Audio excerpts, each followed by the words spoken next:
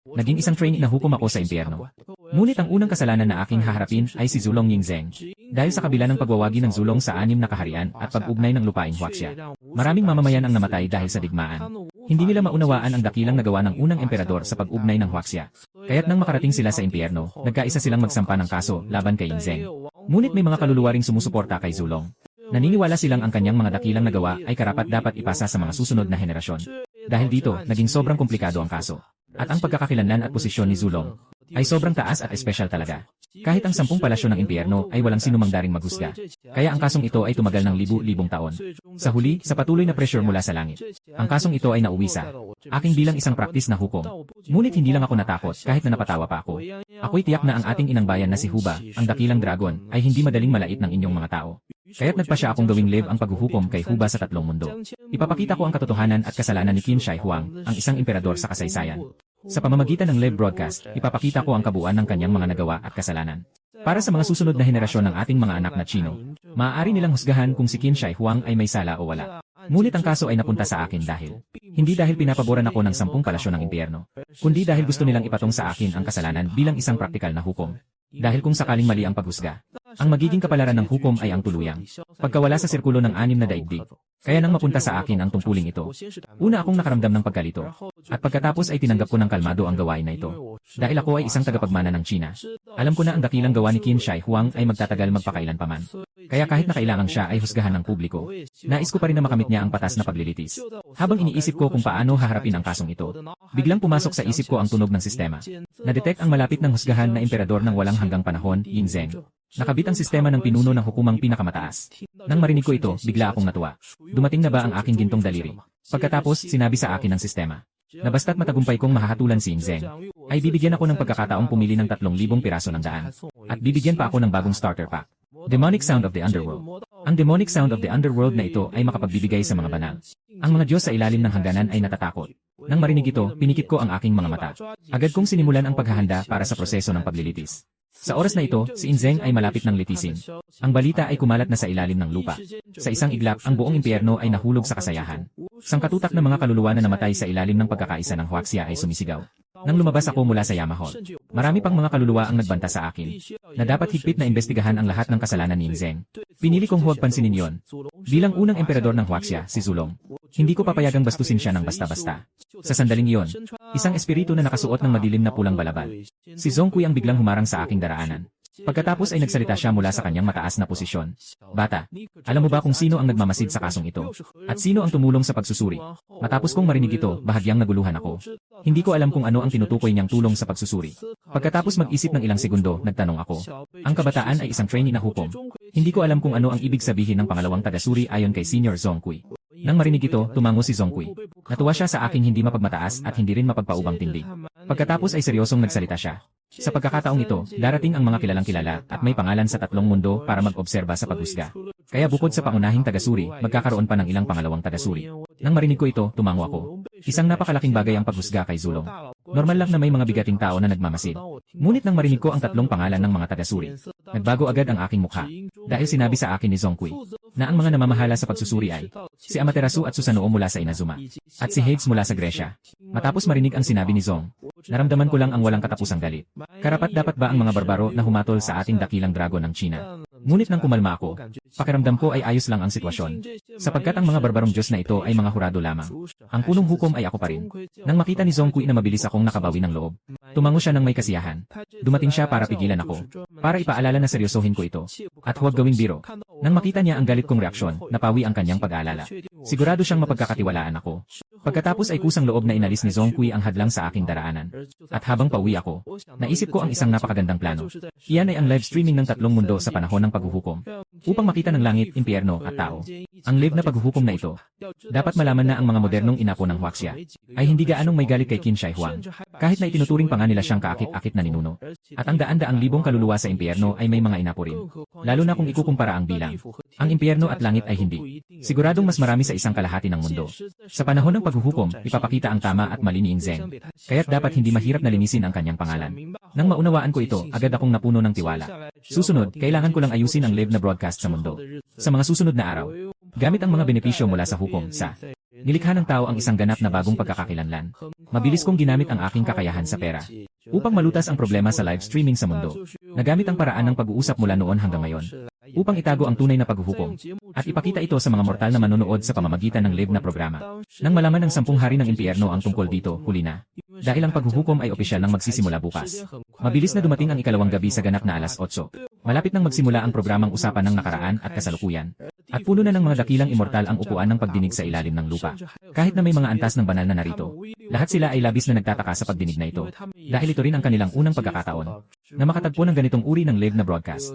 May isang immortal na tahimik na nagkomento. Hindi ko inakala na pagkatapos ng 1,000 taong pag-isa, ay umunlad na ng ganito kalayo ang teknolohiya ng tao sa mundo. Marami ring mga immortal ang nagdududa kung ang live na paglilitis na pinaplano ni Lin Hao ay baka ilantad ang underworld at ang langit sa mga tao. Nang marinig ito, si Zhen Yuanzi, ang ninuno ng mga immortal sa lupa, ay umungol ng malamig. Hindi niyo kailangang mag-alala tungkol dito. Maayos na itong inayos ni Lin Hao. Akala ng mga tao sa mundo na ito ay isang palabas na tinatawag na dialogo ng sinauna at kasalukuyan. Nang sabihin ito, biglang tumahimik ang lahat ng naroroon. Sapagkat ang katayuan ni Zhen Yuanzi ay malinaw. At ginamit ko ang pagkakataong ito para magsalita. Mga Ginoo, ang usaping ito na inyong hinahatulan ngayon, dapat nating bigyan ng higit na pansin. May utos ang langit. Hindi pinapayagan na ilahad sa mundo ang mga bagay ng sinaunang panahon. Maraming mga immortal ang nagpakita ng seryosong ekspresyon nang marinig ito. Hindi na silang nangahas magsalita pa ng kahit isang salita. Ngunit ang mga Diyos sa kanluran ay hindi pinapansin ang mga batas ng langit. Tatlo sa kanila, sina Hades, ay talagang hindi natuwa sa paghatol na ito.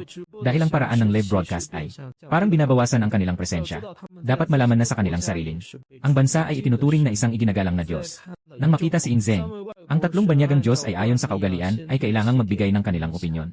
At bago magbigay ng opinyon, kailangan munang putulin ang koneksyon sa mundong ito. Kaya sa ilalim ng puwersang pagbabanta ni Hades, ang mga nag-aasikaso ng live na broadcast ay kinailangang patayin ang kamera. Pagkatapos, si Amaterasu ay biglang tumayo at nagalit. Sinasabi ko na dapat kayong tumanggap sa akin bilang tagapagsuri. Bakit hindi binibigyan ng nakakulong na si Inzeng ng mga tanikala? Nang marinig ko yon, agad akong nagalit sa puso ko. Ang maliit na bansa, ang mga halimaw at maliit na Diyos nito, ay nanlait pa sa aking inang hukbo ng China. Sa oras na yon, si Hades ay malamig ding nagbiro. Paano nagpa siya ang China na isang praktikal na tagahatol ang humatol? Hindi kaya lahat ng Diyos sa China ay pumanaw na. Bagamat hindi nagsalita si Susanoo, ngunit nagbigay siya ng isang malamig na pagtawa na may panghamak. Hindi ko sila pinansin. Sa halip, inutusan ko ang mga nilalang na patuloy na mag-broadcast.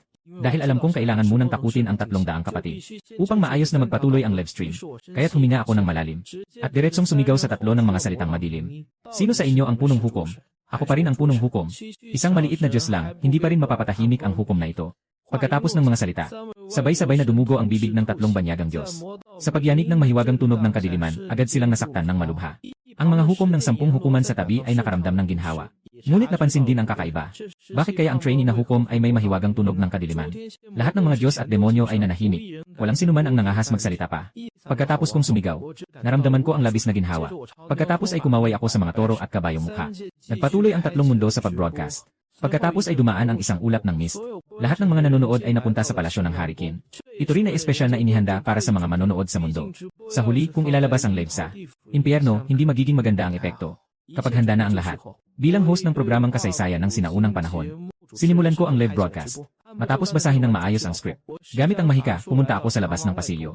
Ngayon, kayo ay makakasama ko sa isang makasaysayang sandali. Tingnan natin sa pamamagitan ng mahabang kasaysayan. Siya sa natin ang ating pinakadakilang emperador, si Qin Shi Huang Yingzeng. Pagkatapos magsalita, pumunta ako sa dulo ng pasilyo. At sa dulo ay isang batong pintuan. Pagbukas ng batong pintuan ay isang malaki at marinal na palasyo. Sa harap ay 6 na dambuhalang mga ibon, mga bronzing crane. Ang malaking bulwagan ay puno ng mga sinaunang tanso na espada. At sa gitna ng bulwagan ay may isang kalalakihang nasa gitnang edad na nakatayo na nakalapat ang mga kamay sa likod. Siya ay may taas na 8 talampakan at may suot na espada ng emperador sa baywang. Nakasuot siya ng itim na dragon robe. Ang taong ito ay si Inzeng, ang pangunahing hukom. Ito ang hukuman na ginawa ko para kay Inzeng. Sa katunayan, napapalibutan ito ng mga immortal na nanonood ng paglilitis. Ngunit hindi ito nakikita ng mga tao sa mundo. Sa oras na yon, dahan-dahang lumingon si Inzeng sa akin. Pagkatapos ay dahan-dahang binigkas ang 4 na salita. Sino ka? Pagkatapos ng kanyang sinabi, nagpalabas si Inzeng ng kapangyarihan ng dragon sa paligid niya. Ito ang karisma ng isang hari na naghari sa buong kasaysayan. Kahit nahanda na ako sa aking puso, nabigla pa rin ako ng husto sa aura ni Zulong. Ngunit mabilis kong naayos ang aking emosyon. Pagkatapos ay nagbigay ako ng galang at nagsalita. Ako si Lin Hao mula sa taong 2,000. At hindi ko alam na, ang mga manonood sa mundo sa sandaling makita si Inzeng, ay walang sinuman ang hindi manginig at humina. Ito na ang tunay na dakilang emperador, si Inzeng.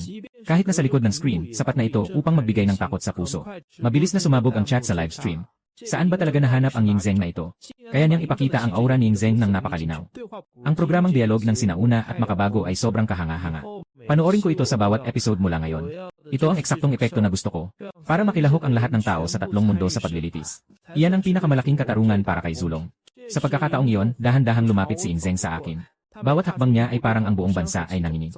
Pagdating niya sa harap ko, nagduda siyang nagsalita at nagtatanong. Dahil galing ka sa 2,000 taon sa hinaharap. Sabihin mo sa akin, paano tinatanggap ng mga tao sa hinaharap ang aking pangalan? Nang sabihin niya ito, ipagpatuloy ni Ying Zeng ang pagtatanong. Kung ang dakilang Qin ko ay tatagal ng libu-libong taon sa hinaharap, hindi ba ito mawawala? Ang ating mga Chino ba ay nakatayo ng matatag sa pagitan ng dalawang ilog, nang may pagmamalaki sa langit? Nang marinig iyon, bahagyang nag-alinlangan ako. Nagsimulang mag-isip kung paano sasagutin ang tanong niya. Pagkatapos ng sandali, dahan-dahan akong nagsalita.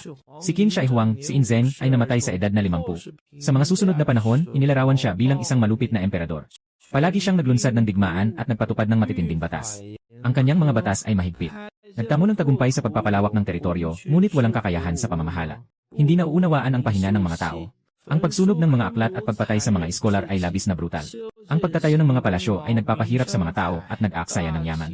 Ang dinastyang Qin ay nagwakas mula sa ikalawang emperador. Ito ang dalawang salin ng mga tirano. Nang marinig ito, si Ying Zeng ay nagalit ng labis. Agad niyang hinugot ang espada ng emperador. Ngunit mabilis siyang nakabawi. Dahil hindi niya alam kung kanino ilalabas ang kanyang galit. Alam ni Ying Zeng na normal lamang ang ganitong pagtingin ng mga tao sa hinaharap sa kanya. Matapos tanggapin ang katotohanan, siya ay tila biglang tumanda ng ilang dekada. Sa mga sandaling ito, ang kanyang katawan ay bahagyang nakatungo, na nagbibigay ng pakiramdam ng pagkalumbay ng isang bayani. Ngunit sa isang iglap lang, nagsimulang magduda ang mga mata ni Ying Zeng sa dami ng kanyang nagawa para sa ikabubuti ng bansa. Hindi ako naniniwala na hindi maintindihan ng mga susunod na henerasyon. Sa itsura ni Ying Zeng, di ko maiwasang pumiyok ng tahimik. Tunay ngang isang emperador na walang katulad. Mabilis ang kanyang reaksyon. Huminga ako ng malalim at muling nagsalita. Si Qin Shi Huang Ying Zeng ay naghari sa edad na 14. Sa edad na 39, nagwakas ang paghahari sa buong mundo. Itinatag ko ang pundasyon ng ating China na magpapasa-pasa sa salinlahi. Pagkatapos marinig ang aking sinabi, yung si Ying Zeng na kanina ay medyo nanghihina, ay muling nagkaroon ng matalim na tingin. At nagpapatuloy ako sa pagsasalita. Maaaring sabihin na ang unang emperador ay may mga kapintasan, ngunit hindi ito nakapapawalang bisa sa kanyang mga kabutihan. Nilamon ng unang emperador ang dalawang estado at pinawalang bisa ang mga prinsipe. Umupo siya sa pinakamataas na posisyon at pinamahalaan ang buong mundo. Hawak ang pamalo, pinagsabihan niya ang buong mundo. Sa timog, kinuha niya ang lupain ng mga bail. Sa hilaga, nagtayo siya ng Great Wall at nagpatupad ng mga hadlang. Hindi naglakas loob ang mga barbaro na bumaba sa timog at mag-alaga ng mga kabayo. Hindi naglakas loob ang mga mandirigma na yumuko at gumanti. Pagkatapos kong magsalita, nagtagpo ang aming mga tingin ni Ying Zeng. Si Ying Zeng ay isa sa mga dakilang emperador ng Huaxia sa kasaysayan. Pinagsama-sama niya ang 6 na kaharian sa ilalim ng isang dagat. Sa sandaling ito, ang tingin ni Ying Zeng ay parang isang agila na tumatagos sa kalangitan. Samantalang ang aking tingin ay mabigat at malawak.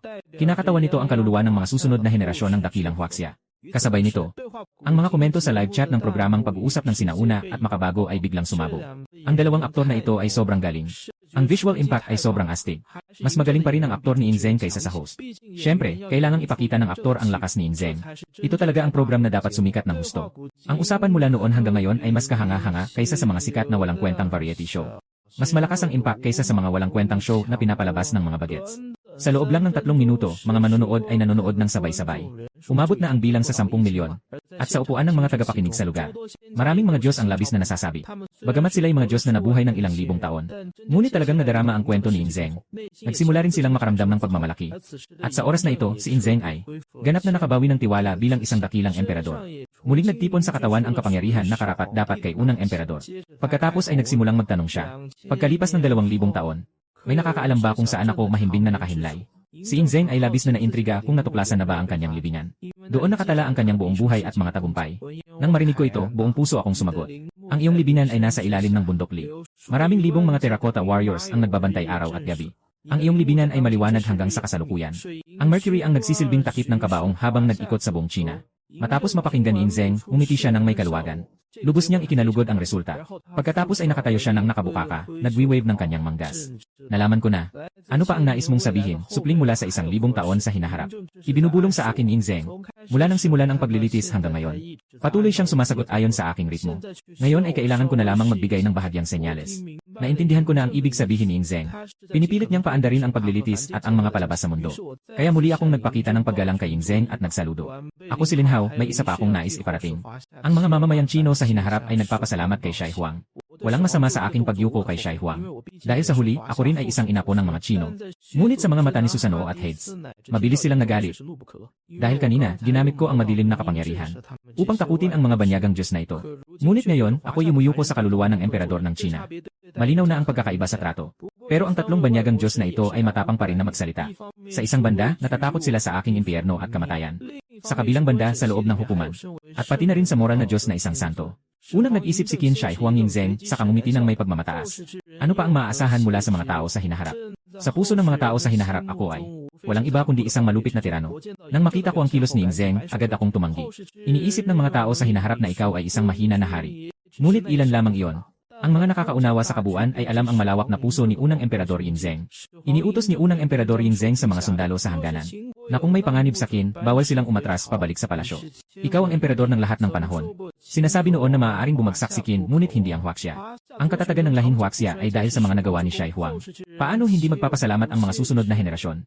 Pagkatapos ng mga salitang iyon, biglang lumingon si ang dakilang ama ng Huaxia ay dumaloy ang kanyang mga luha sa sandaling iyon. Ngunit sa loob lamang ng ilang segundo, muling naging makapangyarihan si Shai Huang bilang hari ng Siyam at Limang. Nang makita yon, nagpatuloy akong magsalita. Sa kasalukuyan, ang lahing Huaxia ay hindi lamang nananatili, kundi mayroon pa ring malawak na lupain ng Huaxia na higit pa sa teritoryo ng Qin.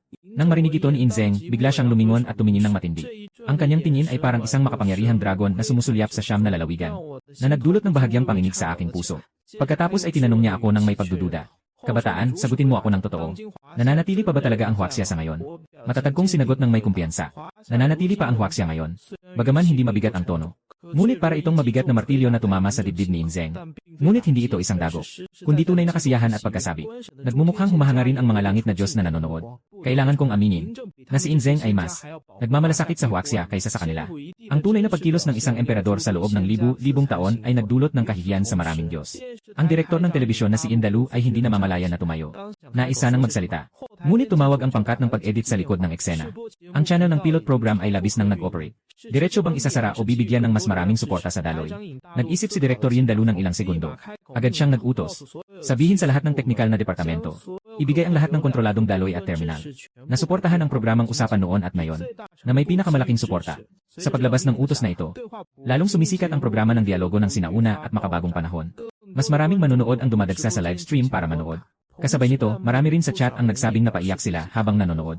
Ginigaling ng programang ito ang epilepsy ng aking lola. Ang galing ng mga aktor na dinala ng production team. Parang totoong nakita mo si Yingzeng. Sunod-sunod ang mga komento. Nag-aalab ang damdamin ng mga manonood. Sa silid ng pulong ng istasyon ng telebisyon, si In Si Meng ay nakatitig na walang kibo. Hindi niya akalain na magagawa ko ang programang ito ng ganito kaganda. Kahit sa mga espesyal na epekto o sa mga aktor, walang kapintasan. Sa sandaling ito, patuloy pa rin ang mga imahe sa screen. Patuloy pa rin ang aking pakikipag-ugnayan kay Yingzeng, ang dakilang emperador.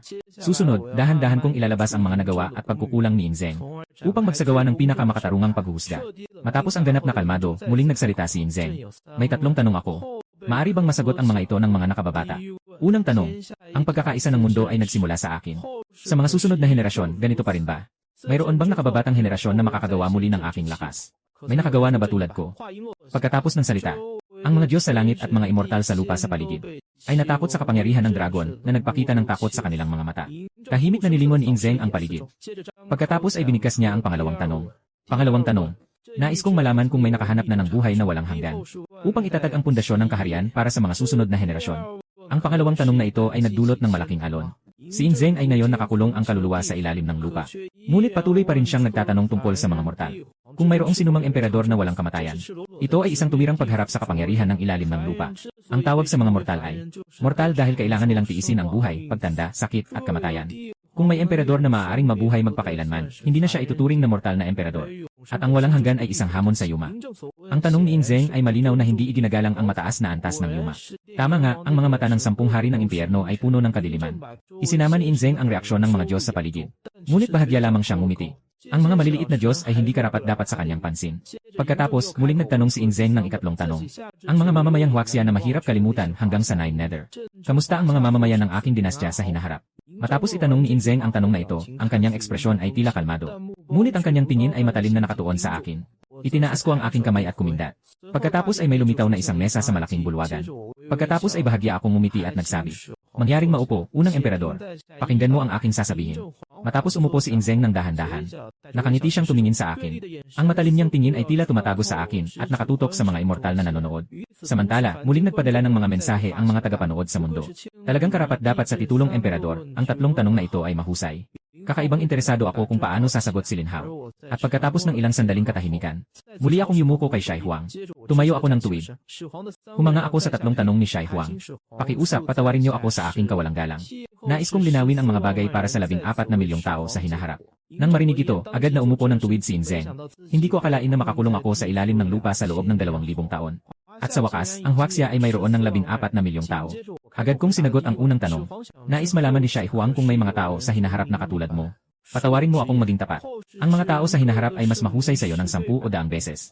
Pagkatapos ng sinabi, lahat ng mga Diyos at Espiritu sa paligid ay may kakaibang ekspresyon habang nakatingin sa akin. Pati si Zhen Yuanzi ay bahagyang ngumiti. May punto ang batang ito. Ang mga manonood na nanonood ng live ay nagulat at nagtataka. Ang pagsisimula ng seryosong pag-uusap ng dalawa ay isang napakalaking tagpo. Ngunit sa unang tanong, hindi ako nag-atsara. Diretsahang binigyan ko si Qin Shai Huang ng matinding palo ng salita. At si Inzeng naman ay interesado at nagtatanong. Bakit mo nasabi yan? 14 na milyon ang nanalo sa akin ng 10 beses, 100 beses. Paano hindi magiging isang buong mundo ang China? Matapos sabihin ito, biglang pinukol ni Inzeng ang mesa at biglang tumayo. Alam mo ba ang kasalanang paglapastangan sa hari? Sa isang iglap, ang hangin ng dragon ay sumabog. Ito ang unang pagkakataon kong harapin ng diretsyo ang kapangyarihan ng dragon. Ang emperador ay nagalit, nagdulot ng libu-libong bangkay. Ngunit tahimik lang akong nagsabi. Ang aking sinasabi ay totoo. Ngayon, sinuman ay mas magaling sa iyo ng 100 beses. Ngunit ang lakas ng tao ay may hangganan. Naisip mo na ba, Qin Shai Huang, na isang pana ay pwedeng tumusok tulad ng isang meteoro na sumisilip sa langit? At ang pana ay babagsak na parang mga bituin sa langit na bumabagsak sa lupa, sumisira sa mga lungsod at nagwawasak ng mga bansa. Nang marinig ito, si Inzeng ay lumakad ng isang hakbang sa ibabaw ng mesa, halatang nagulat at tanong niya. Totoo ba ang sinabi mo? Hindi ko siya sinagot, sa halip ay nagpatuloy akong magsalita. Naisip mo na ba, Qin Shai Huang, na ang mga karaniwang tao ay maaari rin makapunta sa langit, makalibot sa lupa, at lumipad sa ibabaw ng 9 na langit? Ang tinatawag na dako ng mundo ay kayang marating sa isang iglap. Matapos marinig ang mga salitang ito, nagmukhang naguguluhan si Inzeng. Ang lahat ng sinasabi ko ay talagang hindi niya maisip. Pagkatapos, dahan-dahan akong lumapit kay Inzeng. Naisip ba ng unang emperador na kahit na ang dalawa ay nasa magkaibang dako, maaari silang mag-usap sa libu-libong milya? Hindi kailangang lumabas ng bahay, ngunit makikita ang kagandahan ng bundok at ilog. Naisip ba ng unang emperador? Maaari ring umakyat ang ating China ng diretsyo sa 9,000 milya. Diretsyo sa palasyo ng buwan at bumalik sa ating bayan. Maaari ring sumisid ng 10,000 metro sa ilalim ng dagat upang silipin ang mga lihim ng kalaliman. Masaya si Inzeng sa napakalaking pagbabago ng China at hindi mapigilan ang kanyang kasiyahan. Umiikot siya sa paligid ko ng paulit-ulit. Gusto niyang lumabas at makita ng kanyang sariling mata ang mga tanawin na aking sinasabi. Ganap na nabigla ang mga manonood sa mundong ito. Sila'y labis na naantig at napuno ng luha ang kanilang mga mata. Tama ang sinabi ni Lin Hao. Ito ay inilista ang mga tagumpay ng Huaxia sa mga nagdaang taon. Parang sinasabi ko sa mga nakatatanda na nanalo na naman ako ng parangal. Kahit hindi nila alam kung anong klaseng parangal iyon. Pag ginamit ko ang isang paghahambing, naiintindihan nila at natutuwa pa. Parang si Qin Shai Huang ay parang ako na nagsasabi sa aking ama na nagtatrabaho ako sa isang institusyon ng agham na mahirap paniwalaan. Pero sobrang tuwa niya na hindi alam kung paano magdiriwang. Sa sandaling ito, ang usapan ng sinaunang at kasalukuyang panahon, ang programang ito ay kumakalat na. Nakapagpasimula na ito ng kasikatan sa panonood. Sa mga pangunahing media, ang nangungunang paghahanap ay laging tungkol sa usapan ng sinaunang at kasalukuyang panahon. Ngayon, nakangiti akong nagtatanong. Pagkatapos ng aking sinabi, ang mga tao sa hinaharap ay mas magaling pa sa iyo ng 100 beses. Maaaring tanggapin ni Qin Shai Huang ito. Si Inzeng ay napaisip ng ilang segundo, saka siya biglang tumawa ng malakas. Ganito ang pagiging tao namin sa China. Bakit kami mag-aalala na hindi unlad ang bansa? Bakit kami mag-aalala na ang mga tao ay naghihirap? Ako rin ay nais makita kung ano ang hitsura nito. Sa ibabaw ng 9 na langit, anong tanawin kaya yon? Isang sigaw ng dragon ang nagpatahimik sa buong silid. Nang marating ang puntong ito, tiningnan ni Inzeng ako ng kakaiba. Totoo ba ang sinasabi mong tungkol sa buwan? Umiti ako kay Inzeng at sumagot. Ngayon, ang mga mortal ay nakarating na sa buwan. Ngunit ang buwan na ito ay hindi ang kilala nating palasyo ng buwan, kundi ang buwan mismo. Ngunit ang buwan na ito ay hindi ang palasyo ng buwan. Ang ibabaw ng buwan ay puno ng mga lupa. At sa unang tingin, parang disyerto na walang buhay. Huminga ng malalim si Inzeng at muling nagsalita. Ang mga ninuno ng Qin ay nagtagumpay sa loob ng 100 taon ng pakikibaka kaya umusbong ang Qin. Mula nang ako'y maupo hanggang sa mapag-isa ang 6 na estado, umabot ito ng 38 taon. Kagaya ng sinabi mo na isang pana lang ang kailangan para mapalaya ang bansa. Hindi ba't sa isang iglap lang kayang mapag-isa ang 6 na estado? Kung ang bawat sundalo ko sa Qin ay katulad mo, sabi mo ay kaya mong lumipad sa langit, magtago sa lupa, at magpadala ng mensahe sa libo-libong milya. Tiyak na aking makokolekta ang buong kalangitan. Anumang sakop ng ating teritoryo sa China ay hindi malayo sa aking lupain. Ang bawat mamamayan sa aking nasasakupan ay hindi alipin ng hari. Nang marinig ni Inzeng ito, tumawa siya ng malakas sa langit. Nakatayo ako sa tabi, nakangiti at tumango. Tama ang sinabi ni Qin Shai Huang. Ngayon, ang bawat mamamayan ng Huaxia ay parang dragon. Nang marinig iyon ni Inzeng, nakaramdam siya ng damdamin. Lahat ay mas mahusay kaysa sa akin ng 100 beses, ang galing. Kaya ano ang maipagkukumpara sa akin na isang tunay na dragon? Nang marinig ko yon, kumilos ang aking katawan. Pagkatapos ay sinala ko ang mga toro at kabayong mukha na bahagyang ilipat ang kamera. Upang mapatayo si Inzeng sa gitna ng kuha ng kamera. Pagkatapos ay malalim akong nagsalita. Ngunit ang mga tao sa hinaharap na higit sa inyo ng daan-daang beses ay hindi pa rin nangahas na lumapit kahit isang hakbang sa libingan ni Shai Huang. Pagkatapos ng mga salitang iyon, napahinto ang ekspresyon ni Inzeng. Mas mahirap pa ba ang pagsasaliksik sa aking libingan kaysa sa paglapag sa buwan? Sinabi ko sa kanya na mahirap ito. Hanggang ngayon ay hindi pa rin namin mabuksan ang inyong libingan upang makita ang inyong anyo. Nakita kong bahagyang umiti si Inzeng. Pagkatapos ay nagpatuloy siya. Bagamat nangunguna kami ng 2,000 taon sa teknolohiya ng Qin, palagi pa rin akong humahanga kay Shai Huang. Ang libingan ni Shai Huang ay tinaguriang isa sa 10 kababalaghan ng mundo. Walang katulad noon at walang susunod pa. Iginagalang ang Terracotta Army na maraming nagsusumamo na protektahan ito. Maraming humahanga sa iyong dakilang pagkakaisa sa 6 na bansa.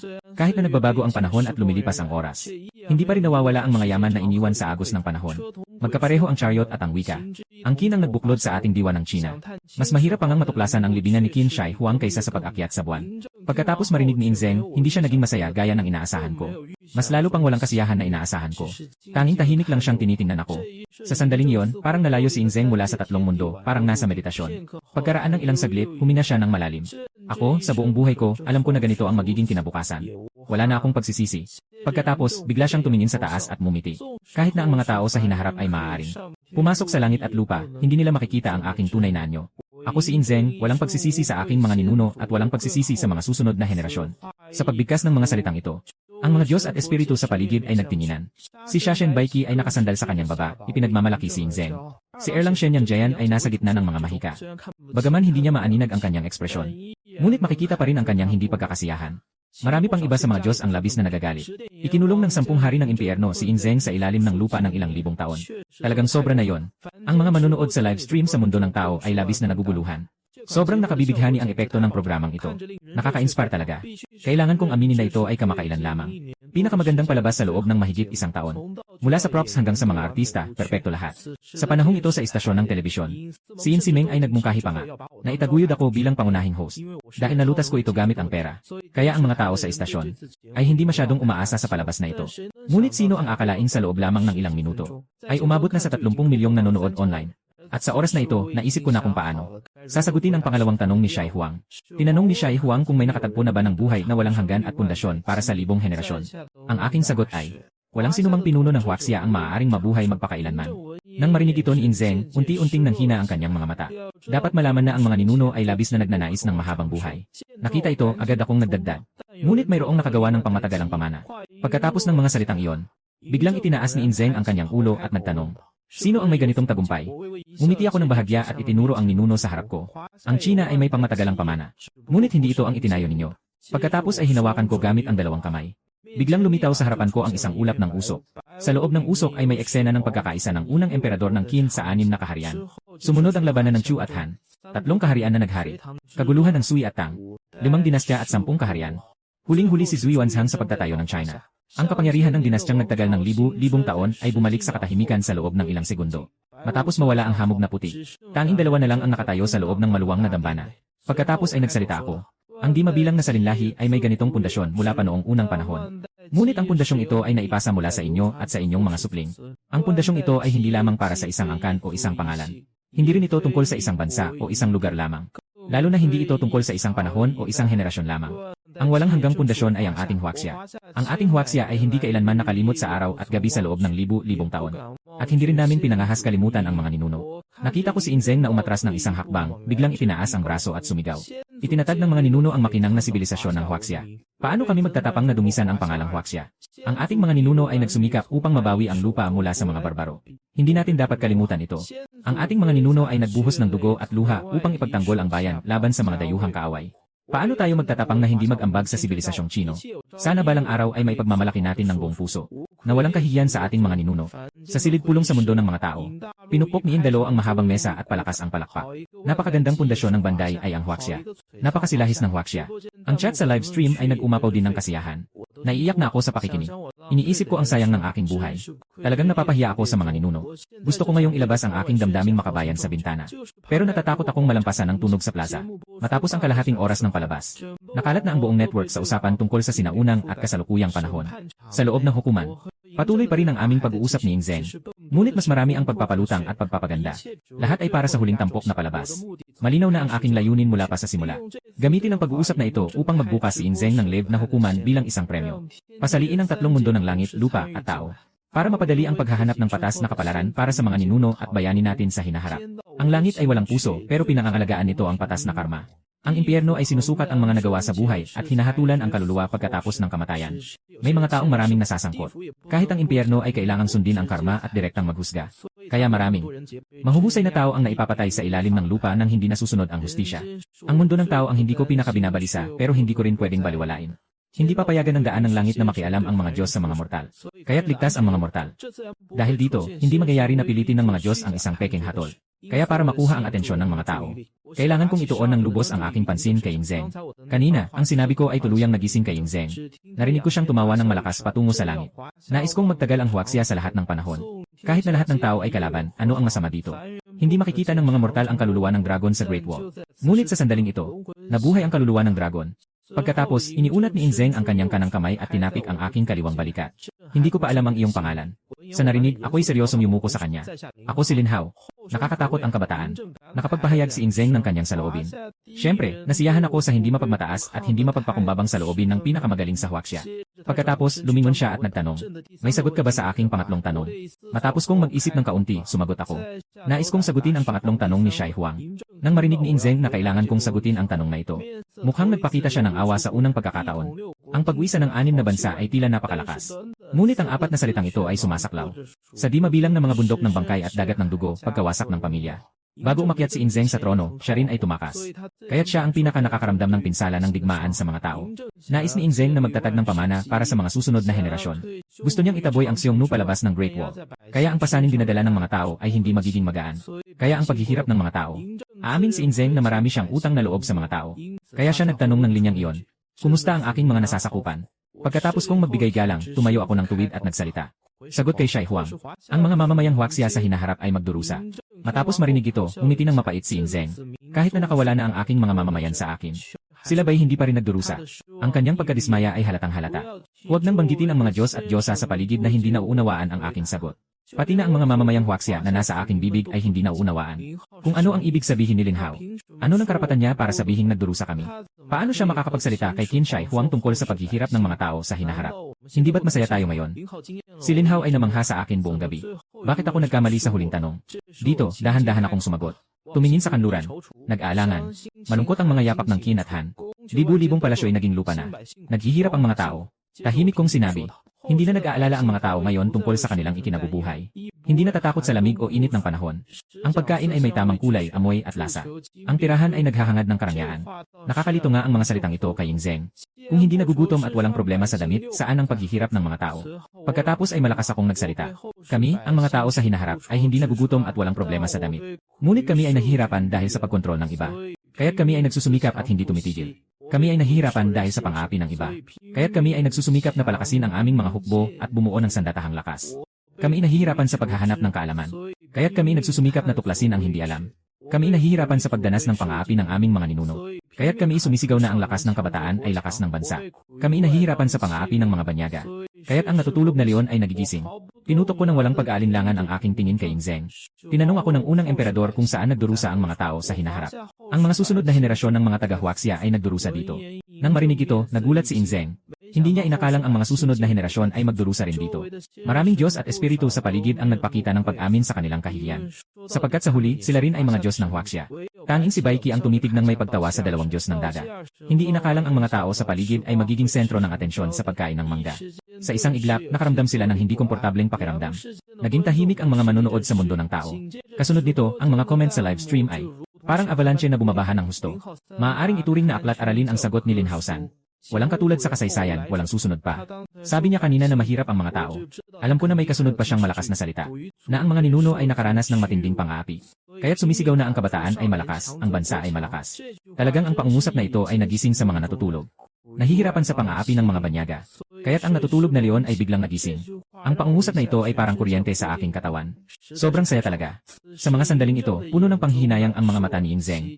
Ang tatlong tanong at tatlong sagot ay nagbigay kay Yingzeng ng bagong damdamin. Bumukas ako sa isang bagong mundo para kay Yingzeng.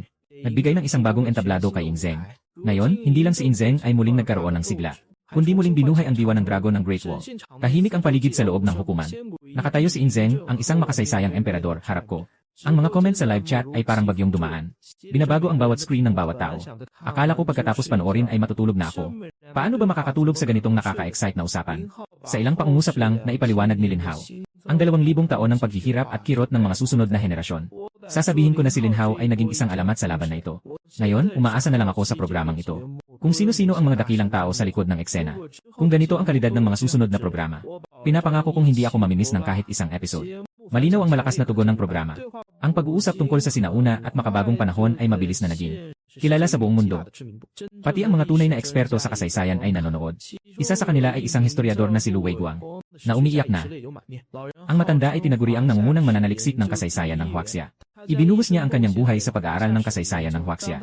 Nang marinig niya ang mga paghihirap ng mga tao sa Huaxia sa hinaharap, ang kanyang mga mata ay puno na ng luha. Noong panahon ng 5 barbaro sa Huaxia, tinawag ang mga tao ng mga 2 paa na tupa. Ito ay sa ilalim ng pamumuno ni Wang Daoxian, si Ranmin ang nagpatayan. Si Huling lamang ang nakapagligtas sa mga tao sa gitnang daan. Sa katapusan ng dinastyang Song, ninakaw at ginawang alipin ang emperador.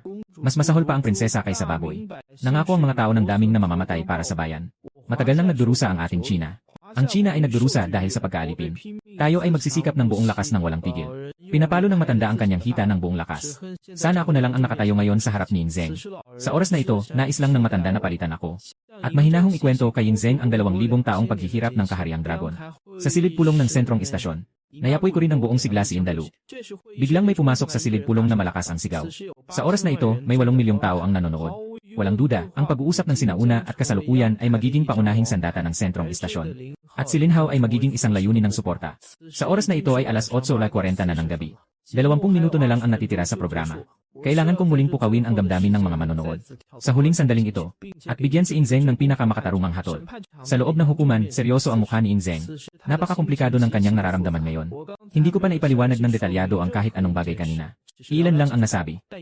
Pero sino ba si Yingzeng? Paano niya hindi marinig na ang China ay nagsuffer ng napakaraming paghihirap sa loob ng 2,000 taon? Pero naramdaman din Yingzeng ang gulugod ng China, na sa loob ng 2,000 taon ay napakatatag. Matapos mag-isip ng matagal, dahan-dahang nagsalita si Yingzeng. Nalaman ko na, ikaw ay nagsasalita tungkol sa paghihirap ng mga tao. Nasa buto, hindi sa balat. Nasa puso, hindi sa katawan. Kaya nais kong makita ng personal. Pagkatapos magbitiw ng bahagyang paggalang, nagsalita ako. Hindi ko alam kung ano ang nais makita ng emperador. Huminga siya ng malalim at sumagot.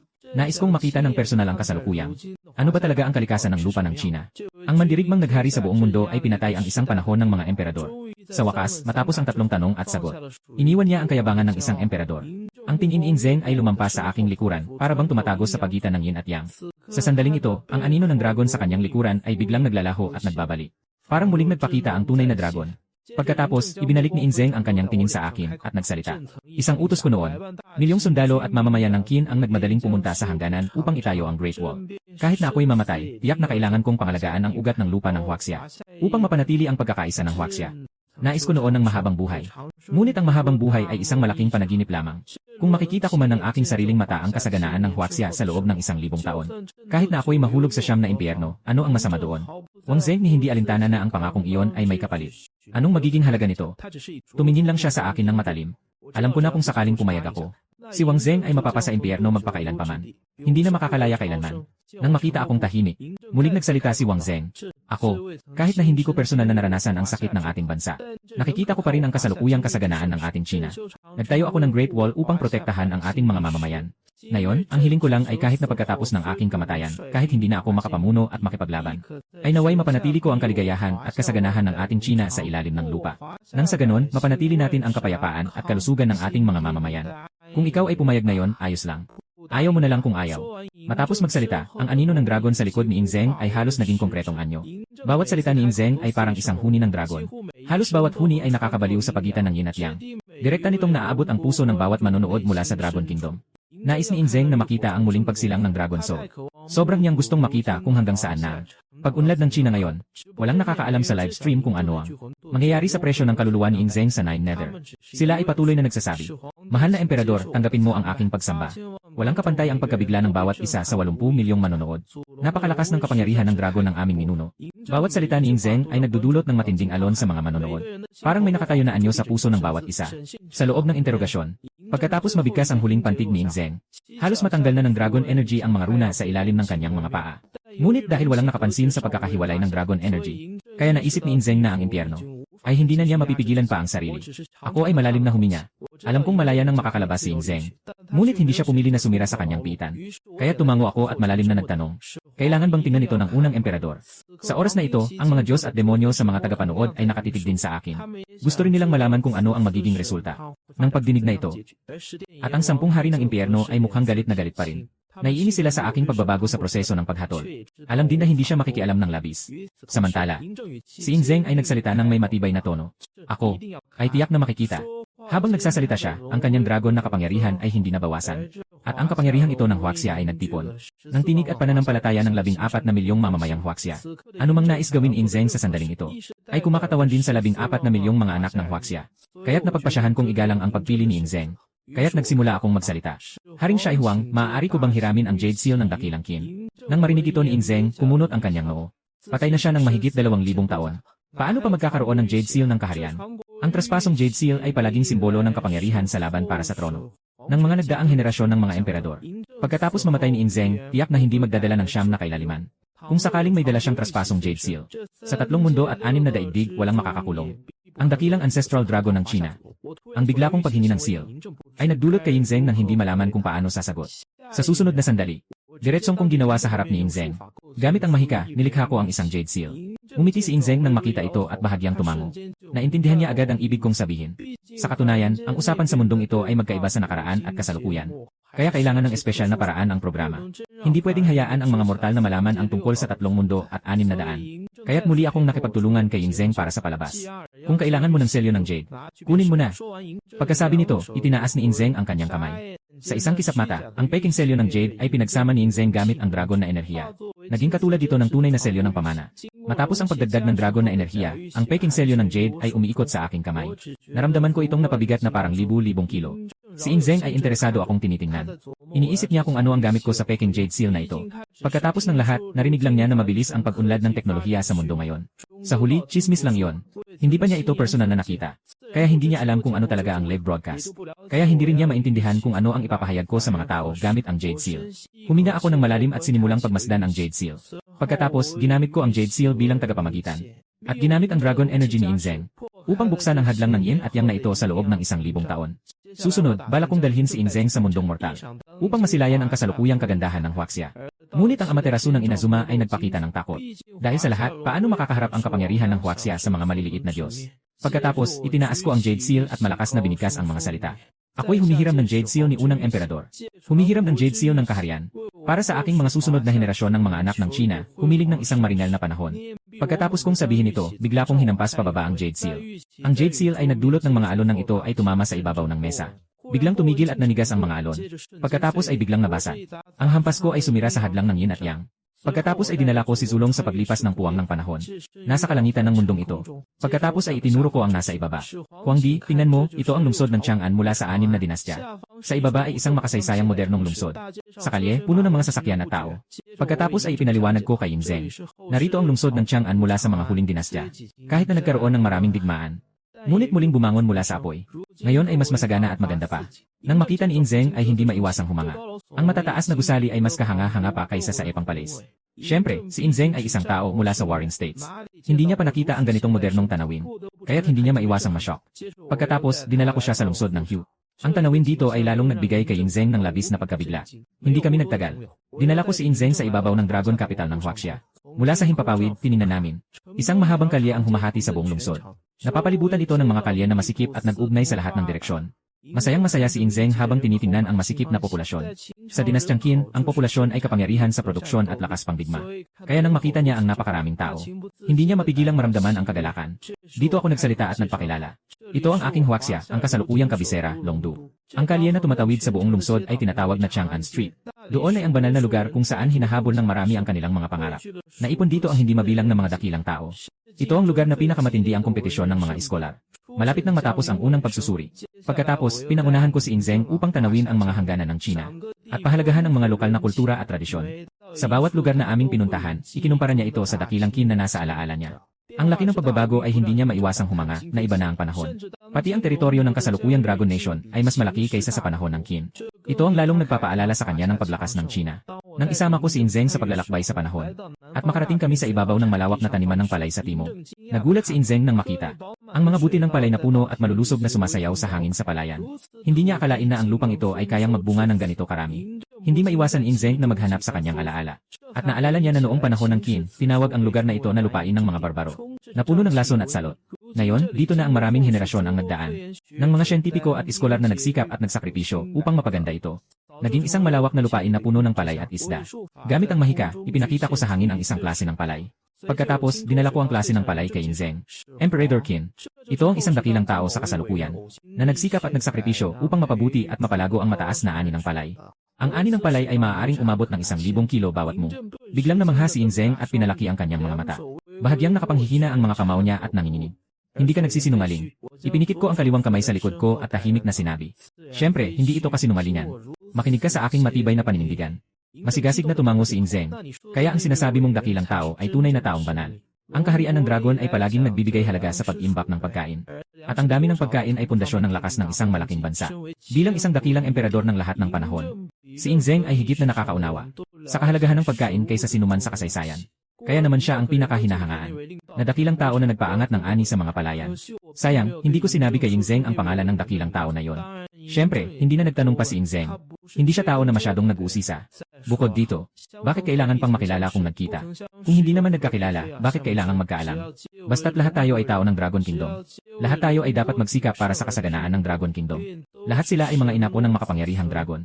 Sa sandaling ito, si Inzeng ay tila baliw. Hindi inaasahan na may ganitong tao sa Huaxia. Bakit ako mag-aalala na hindi usbong ang Huaxia? Ang mga manonood sa harap ng screen ay nakikita ang pagsisikap na unti-unting kinikilala ni Inzeng. Biglang tumaas ang kanilang pagmamalaki. At nang makita ang dakilang emperador na pinahahalagahan ang pagkain ng ganito kalaki, hindi maiwasang mapuno ng luha ang mga mata ng mga manonood. Marami na ang nagbubura ng luha habang nagtatype sa chat. Lahat ng manonood ay naantig sa ipinakitang galing ni Inzeng. Ano ba ang pakiramdam ng marinig ang papuri mula sa mga nakatatanda ng personal? Parang bumalik ako sa aking pagkabata, na ako ay isang batang walang iniintinding problema. Nang makita si Qin Shi Huang na nabigla sa aming mga matataas na gusali, nanghihinayang ako at gusto ko nang umiyak. Ang mga pagsisikap ng mga susunod na henerasyon ay walang bayad. Na naririnig ko ng direkta ang pagkilala ng ating mga ninuno sa atin. Walang pagsisisi sa buhay na ito. Ngayon ko lang naramdaman ang bigat ng pamana. Sa tuwing naaalala ko na ang ating mga ninuno ay nagbuwis ng buhay para maipasa ang kultura ng China sa susunod na henerasyon, biglang gumaha ang aking dugo sa katawan. Hindi ko na alam kung kailan nagsimula. Ang mga manonood sa harap ng screen ng telepono ay unti-unting inisip na ang aktor na si Inzeng ay siya mismo. Sayang, ang mga manonood sa mundo ay hindi alam na walang aktor doon. Dahil si Inzeng mismo yon. Ngunit hindi na mahalaga kung paano tinitingnan ng mga manonood. Ang mahalaga ay ang pagganap ni Inzeng, na sapat upang magdulot ng malalim na damdamin sa mga manonood. At nagdulot ng napakalaking pambansang pagmamalaki. Sayang, ang oras ng pagsubok ng programa ay 1 oras lamang. Dala ko ang mga pagsubok ni Inzeng, na nag-iwan na lamang ng ilang minuto para sa programa. Ngayon, kailangan nang tapusin ang programa, na nangangahulugang dapat nang magbigay ng resulta ang paunang pagsusuri. Pagkatapos, dahan-dahan kong sinabi kay Inzeng, dumating na ang oras ng unang emperador. Dapat na tayong umuwi. Si Inzeng ay ngumiti ng may kasiyahan at mabilis na inalog ang kanyang balabal habang nakatalikod sa akin. Bumalik na sa palasyo. Ang ibig sabihin ng bumalik sa palasyo ay bumalik sa hukuman ng impyerno. Ang sinasabing pagbabalik sa palasyo ay para lamang sa mga mortal na tagapanood. Ngunit muli akong gumamit ng mahika. Direkta kong itinayo ang isang karwahe para kay Inzeng. Isang gintong dragon ang humahatak ng karwahe, may 9 na dragon na ulo. Sa buong China, siguro walang ibang mas karapat dapat kaysa kay Ying Zeng na sumakay sa sasakyang may 9 na dragon. Bahagyang yumuko ako at nagsalita. Mahal na unang emperador, pakiusap, sumakay po kayo. Ang pagyukong ito ay hindi bilang isang hukom ng kabilang buhay, kundi bilang kinatawan ng mga mamamayan ng kaharian ng dragon sa mundo, na nagpaparangal sa isang emperador na walang kapantay sa kasaysayan. Nang sumakay si Inzeng sa karwahe, itinaas niya ang kanyang braso at sumigaw. Magpatuloy na tayo. Sundan ko pa ang Yin Yang Passage para makabalik ng maayos ang Dragon Chariot sa Underworld. Mabilis kaming nakabalik sa ilalim ng Qin, sa sentro ng hukuman sa Underworld sa palasyo ni Haring Qin. Naupo sa upuan ng mga celestial na nakamasid, lahat ay nakatingin sa Dragon Chariot. Bagamat nararamdaman nilang masyadong mapagmataas ang ginawa ni Inzeng, ngunit hindi pa rin sila makapagsalita kahit isang salita. Matapos ang aking mga hakbang, nakakita na ang mga Diyos at Diyosa ng katanyagan ni Zeng sa mundong Chino. Ang kanyang katanyagan ay napakataas. Na wala masyadong Diyos ang makakapantay dito. At dapat malaman na ang antas ng bawat Diyos ay hindi lamang nakasalalay sa sariling lakas, kundi pati na rin sa aspeto ng pananampalataya. Maliwanag na bilang isang emperador sa buong panahon, si Zeng ay may dalang pananampalataya ng libu-libong tao ng Dragon Kingdom. At ang mga Diyos sa langit ay hindi na nag-aalala. At nais ding makita kung paano ko hahatulan si Zeng. At ang hatulang ito ba ay may tuturing na tunay na hatol sa pangalang kilala bilang emperador sa buong panahon. Ang mga nagawa ni Zeng ay walang hanggan. Ang sinasabing paglilitis ay tiyak na magiging isang bagay ng papuri at pagsamba. Matapos huminto ang dragon na karwahe, dahan-dahang bumaba si Zeng. Hindi niya pa rin tiningnan ang mga makapangyarihang Diyos sa paligid. Ngunit sa katunayan, alam ni Zeng sa kanyang puso. Bagamat ito ay isang paunang pagsusuri lamang. At ang aking pagganap ay tila napakaganda. Ngunit mahirap pa rin baguhin ang kinalabasan ng paglilitis. Dahil kung ito ay isang paglilitis, tiyak na magkakaroon ng resulta. Ngayon, hinihintay na lang ni Zeng ang aking paunang hatol. Tahimik kong pinapanood si Zeng. Napansin ko na ang kanyang mukha ay naging kalmado. Pagkatapos niyang makita na tinitingnan ko siya, huminga siya ng malalim at nagsabi, "Ikaw ang nagpasabi sa akin na hindi na sayang ang aking buhay." Matapos sabihin yon, huminga siya ng malalim. Sumigaw ng malakas. Ako ay naghari mula sa edad na 13. Inalis ko si Kabway at pinigil ang Lodu.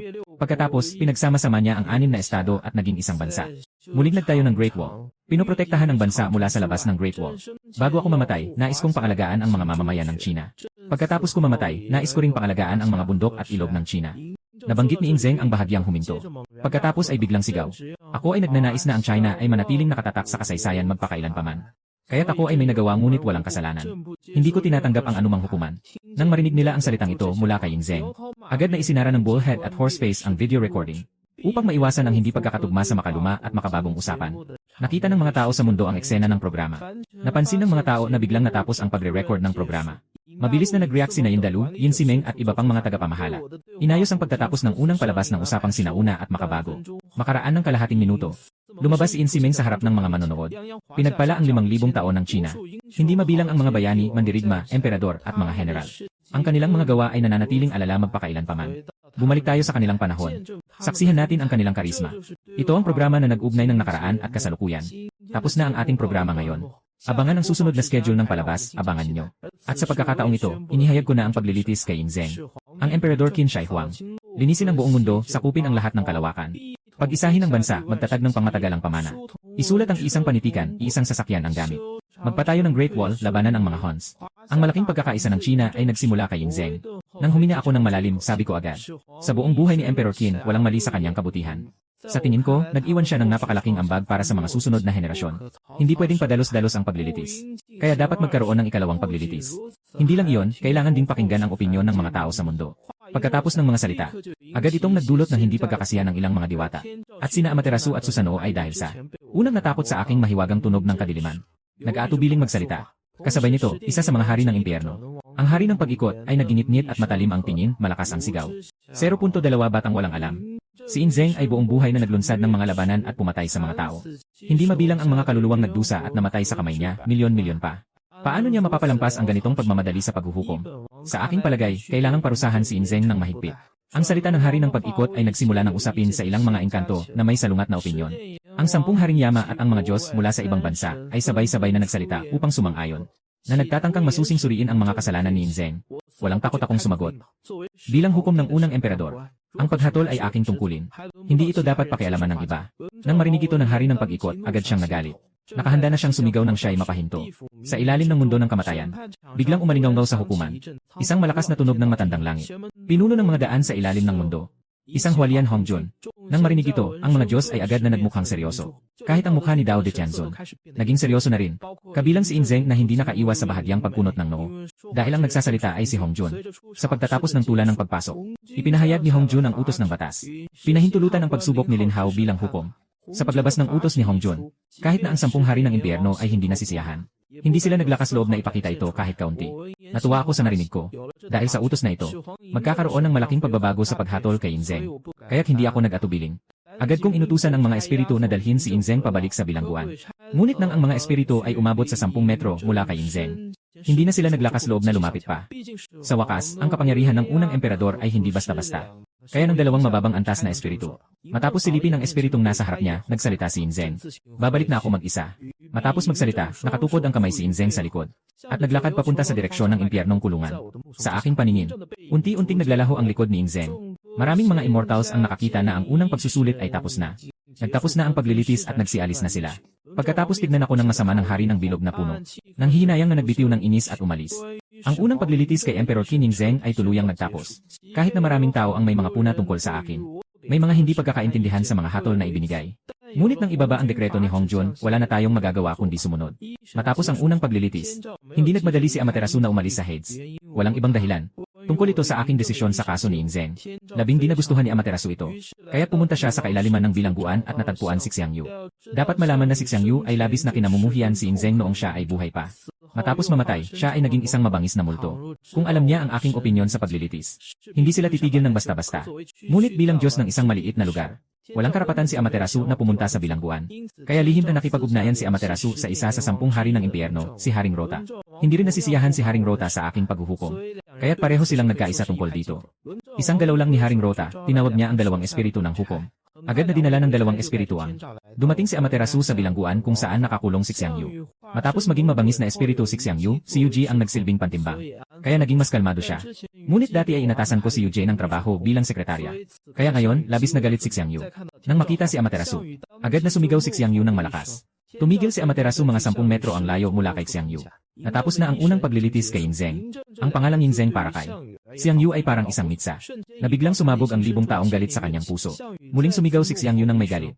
Ang malakas at mabagsik na espiritu ng multo ay agad kumalat sa paligid. Umakyat si Amaterasu ng isang hakbang palayo na may takot sa mukha.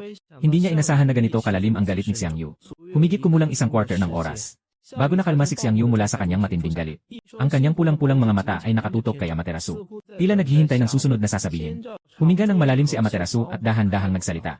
Si Yingzeng ay unang hinatulan na mas marami ang nagawa kaysa pagkakamali. Kaya dapat magkaroon ng pangalawang paglilitis. At pakinggan ang opinyon ng mga susunod na henerasyon. At ang hukom sa ikalawang pagdinig ay siya pa rin intern na hukom mula sa unang pagdinig. Ang hukom na ito ay sobrang palakaibigan sa kay Yingzeng. Maging ako ay nagdududa na may lihim na ugnayan sina Lin Hao at Yingzeng. Mahigpit na nakapit ang 2 kamao ni Xiangyu na nakakadena ng yelong malamig mula sa 9,000 taon.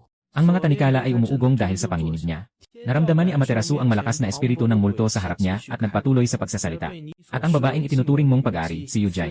Sa sandaling ito, malamang ay natutulog na siya sa higaan ng iba. Bagamat hindi alam ni Amaterasu ang tiyak na sitwasyon ni Yujai, maaaring makipag-usap ng basta-basta. Ginagawa niya ito upang mas epektibong magalit si Xiangyu. Matapos marinig ang mga salitang ito, tuluyang nawala ng kontrol si Xiangyu. Ang matinding presensya ng espiritu ay sumiklab. Agad na napansin ng mga hari ng impyerno na sina Yan Lo Wang, Xu Jiangwang, at Qin Guangwang. Ang kakaibang galaw mula sa kailaliman ng piitan. At nagpasya silang siya sa atin ito. Ngunit naharang na ng ruler ng pag-ikot na handa na. Mga kasama, ako na ang personal na titingin sa bagay na ito. Kayo na lang ang gumawa ng ibang bagay. Pagkatapos, ang ruler ng pag-ikot ay naghanap ng ilang dahilan upang ilihis ang usapan. Na nagdulot sa mga hari ng impyerno, kasama si Yan Luo, na mag-isip ng kaunti. At hindi na nag-isip patungkol dito. Ang pagwawala ni Xiangyu ay nagtagal ng kalahating oras. Unti-unting nawawala ang mapula niyang mga mata. Bagamat naging halimaw siya, may natitirang kaunting katinuan si Xiangyu. Alam niya rin na ang maliit na Diyos na ito, na pumunta para hanapin siya, ay hindi lang basta-basta. Nang bumalik ang kaunting katinuan ni Xiangyu, agad na inilabas ni Amaterasu ang nakahandang mahalagang bagay. Maingat na ipinasa kay Mengji Xiangyu, saka nagsalita. Kapag dumaan na ang ikalawang paglilitis, gamit mo ang kayamanan para magpasiklab, maaaring magulo ang ikalawang paglilitis. Pati na ang maaaring pagpatay kay Yingzeng. Para gantihan ang malaking Chu.